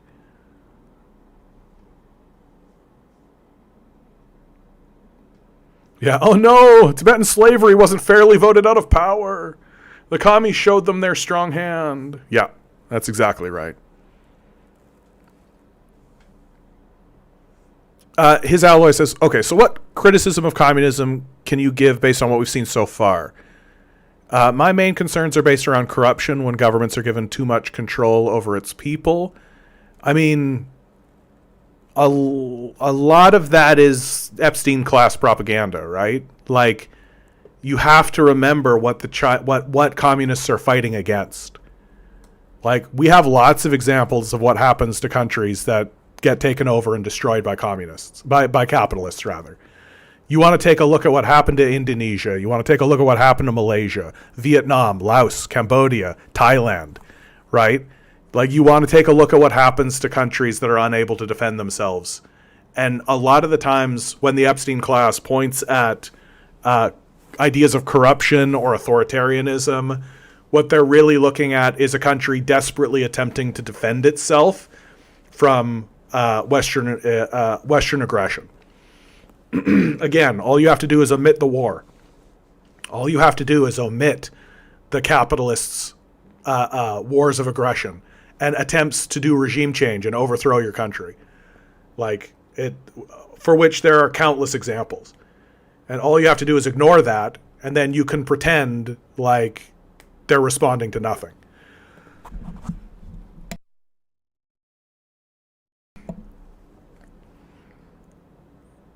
Like, I'll give you an example that you might consider contentious, but that I don't. The what we call the Tiananmen Square massacre, right? So the Western narrative that you've been fed about the Tiananmen Square massacre, what we call the Tiananmen Square massacre, is that a bunch of university students gathered in Beijing, right? They went to Beijing, and they went to the palace, right? They went to the ruling party, and they said, "We don't like what's happening in China. Boo!" Right? And there was likely legitimate protesters, people who were like, "We don't like the capitalist influence that's come in. We don't appreciate these capitalists. The capitalists treat us like slaves. They are shitty. We don't like it." Right? But you know what else was happening there? A CIA color revolution. Now, if you don't know what a color revolution is, that's a CIA operation where the CIA uses legitimate protest in order to foment unrest, in order to overthrow leadership. They do it a lot. They do it all the time. You can go to CIA.gov and you can see the list of times that they've done this. They admit it. The quote-unquote Tiananmen Square massacre is one such event where the CIA was attempting to overthrow the Chinese Communist Party and install its own leadership using student protest movement as its cover. The quote-unquote massacre that occurred there is a series of clashes of militants who are backed by the CIA killing Chinese police and Chinese military. The famous tank man photo that I'm sure evokes your mind, right? The man standing in front of the tank. Well, the idea is that tank killed that man, right? The tank ran that man over. That's the inference that we have in our minds. But if you go and find the actual clip, what you see is the the man standing in front of the tank. The person in the tank comes out of the tank and looks at him and is like, hey, what's up? What are you doing? The guy, the tank man, goes onto the tank. They have a conversation. The tank man leaves the tank. A friend of his comes, takes the tank man. They leave, and the tank continues on its way. And you might think to yourself, still seems pretty aggressive, still seems pretty authoritarian, right? And that's because you're discounting what the Americans are trying to do. Literally 10 years earlier, they were carpet bombing the borders of China. Yeah, we're going to take it seriously. I have quotes from people who were in Beijing at the time, reporters and journalists, and the consensus is there was no massacre. The Chinese did not open fire on innocent protesters. That is just not something that happened. There were clashes that occurred between armed militants and local law enforcement and police. That did happen, for sure. It's not a massacre. So this narrative, the reason why I bring this narrative up is because it's emblematic of what the Epstein class does. That the Epstein class will just tell you an outrageous, egregious lie. Here's another good example, the Uyghur genocide, right? The narrative that the Epstein class feeds us is that innocent Uyghurs who are just Muslims chilling out in Xinjiang are being genocided by the evil Chinese CCP that wants to eliminate the Uyghur language, and they enslave them and they put them into concentration camps. There are even facilities where Uyghurs go to be genocided and have their, it's like a residential school system where they're ethnically cleansed, right? This is the narrative that comes out of the Epstein class. It's sort of laughable on the face of it because since when has any Westerner given a fuck about Muslims? Sort of funny that all of the sudden, because it's in China, we actually care about Muslims. So that already should tip you off that these guys are full of shit. What's actually happening with the Uyghur population in Xinjiang is that there's a refugee crisis. A refugee crisis created by the Afghanistan war. Right, we're familiar with the Afghanistan war, a 20-year war where the Americans invaded Afghanistan and occupied it, right? Growing heroin, growing poppy fields for heroin and all kinds of stupid shit. Well, here's a corridor called the Wakhan Corridor that shares a border with China, right? So you've got all of these Muslims fleeing a fucking war, heading into the mountains, right? And a lot of these people, a lot of these Muslims, who have known nothing but war, by the way. They can't read, they can't write, they don't know anything, right? All they've known is war. And they're fleeing into the mountains of Xinjiang. Well, there's an organization, backed by the United States, of course, called the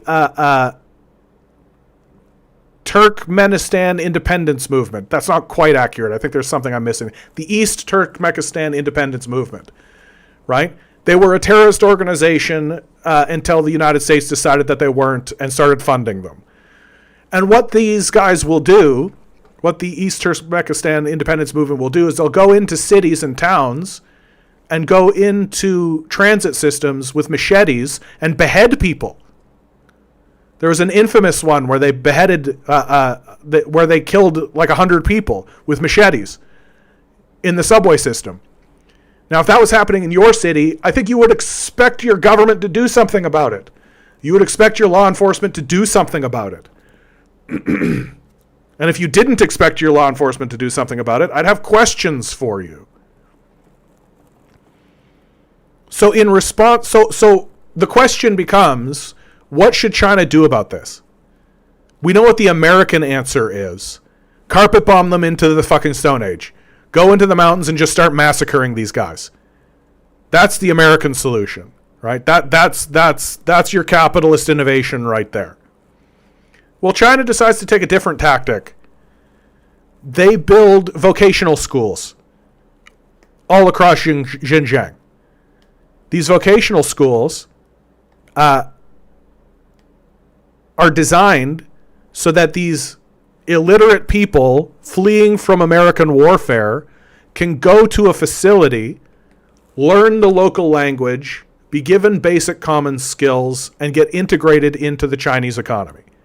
That's the purpose of the facilities. And how do we know? Because the BBC sent film crews into them. If you search my channel, you'll find me criticizing how the BBC covered this.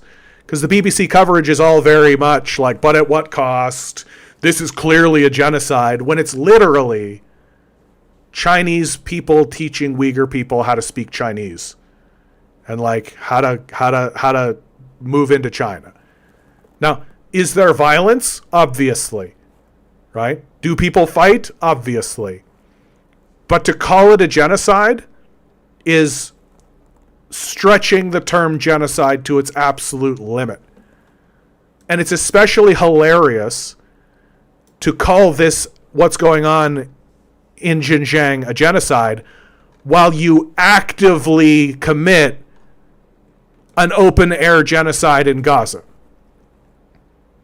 Like, the Americans are actively committing a genocide in Gaza while pointing the finger at Xinjiang, saying that teaching Muslim people how to speak Chinese is a genocide. Get the fuck right out of here. Like, get the fuck right out of here. This is the kind of shit that the Epstein class will do. They will, while they are committing their own genocide, accuse another country of committing a genocide. And so my position has steadily become that if Western media makes a claim, I immediately take the opposite position. Because they're flagrant liars. They lie about incredible things. And for the longest time, they had enormous institutional support. So there's an organization called, why am I blanking on this? That's annoying. Voice of Asia, so the voice of... Somebody help me with that. Yeah, Uyghur language is literally on Chinese banknotes. Yeah, exactly, XD. Yeah, huge genocide happening there. The right to be a Uyghur is enshrined constitutionally. Radio Free Asia. Thank you, Mark. There's Radio Free Asia, Radio Free Europe, right?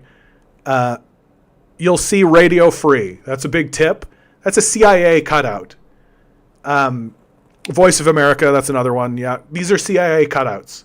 Or NED cutouts, which is the same thing. So many times you'll see an article get published in like the New York Times, the Washington Post, places that are supposed to have credibility and have built a reputation, they claim.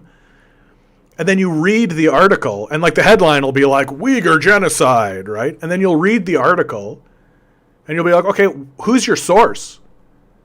And you know who their source is? Radio Free Asia. Well, Radio Free Asia is the CIA. So it's literally the New York Times looking at you saying, oh, the CIA is lying about this genocide that's definitely happening. And if you say like, hey, can I see a picture of it? Like this is what makes this story so goddamn outrageous. I can't believe they even tried. Like it offends me, and it's offensive when people buy into this shit. We have satellites that can identify people from space, right? Even something like Google Maps, right? Even something like Google Maps, you can zoom in. And like let's zoom in. Let's fucking zoom in to come on. Let's go to Let's go to Shanghai. Shanghai. Like, this is Google Maps, right? Like, let's go to Shanghai. Can I get onto the street level? Can I get onto the street level? Yeah, I can get onto the street level. Look at what I can do on fucking Google Maps. Like, you think the United States government, the United States military, doesn't have something better than Google Maps? And you're telling me that the best that these guys can do when it comes time to actually, like, look or present evidence of this, the best that they have ever shown anyone is the top of some building with spooky music. These guys are claiming that 8 million people have been killed. These guys are making the claim that 8 million people have been killed by China. Where are they? Where are the graves? Where is the massive amount of movement that it would require in order to get any of that done? Yeah, I saw the rooftop though. Oh, spooky rooftop. Like, and then my favorite is when they'll, like, go to a prison, like a literal prison, and be like, oh, look, they have a prison. It's like, yeah, I bet they do. Like, what are we doing here, man? So I think that when it comes to the claims made by capitalist organizations, you should begin with extreme skepticism, extraordinary skepticism. Put into your thinking the word maybe. Whenever you read something that these guys are saying, be like, maybe. And that'll put you ahead of everybody else by a lot. Okay, guys, I'm over time and my voice is giving out. Thank you for being here, guys. Thank you for listening. I hope you'll tune back in. Wednesday, 6 to 9 p.m. Eastern Standard Time. Always remember. Yeah, and thank you for your questions, His Ally. I want to reinforce something, His Ally. You've been really polite and really nice to me. I really appreciate that. Lots of guys come in with the energy that you have and are just very, very rude and mean. Very, very condescending. And you haven't been. I think that you've been genuinely inquisitive and genuinely interested in what's happening. So I want to thank you for that. I appreciate that. Always remember, guys, each and every one of you are a quantum being walking around in quantum energy. These billionaires are spending hundreds of millions of dollars, hundreds of billions of dollars in the hopes you'll never realize it. You'll just stay the good little commodity they need you to be. Rebel. Revolt. Repent.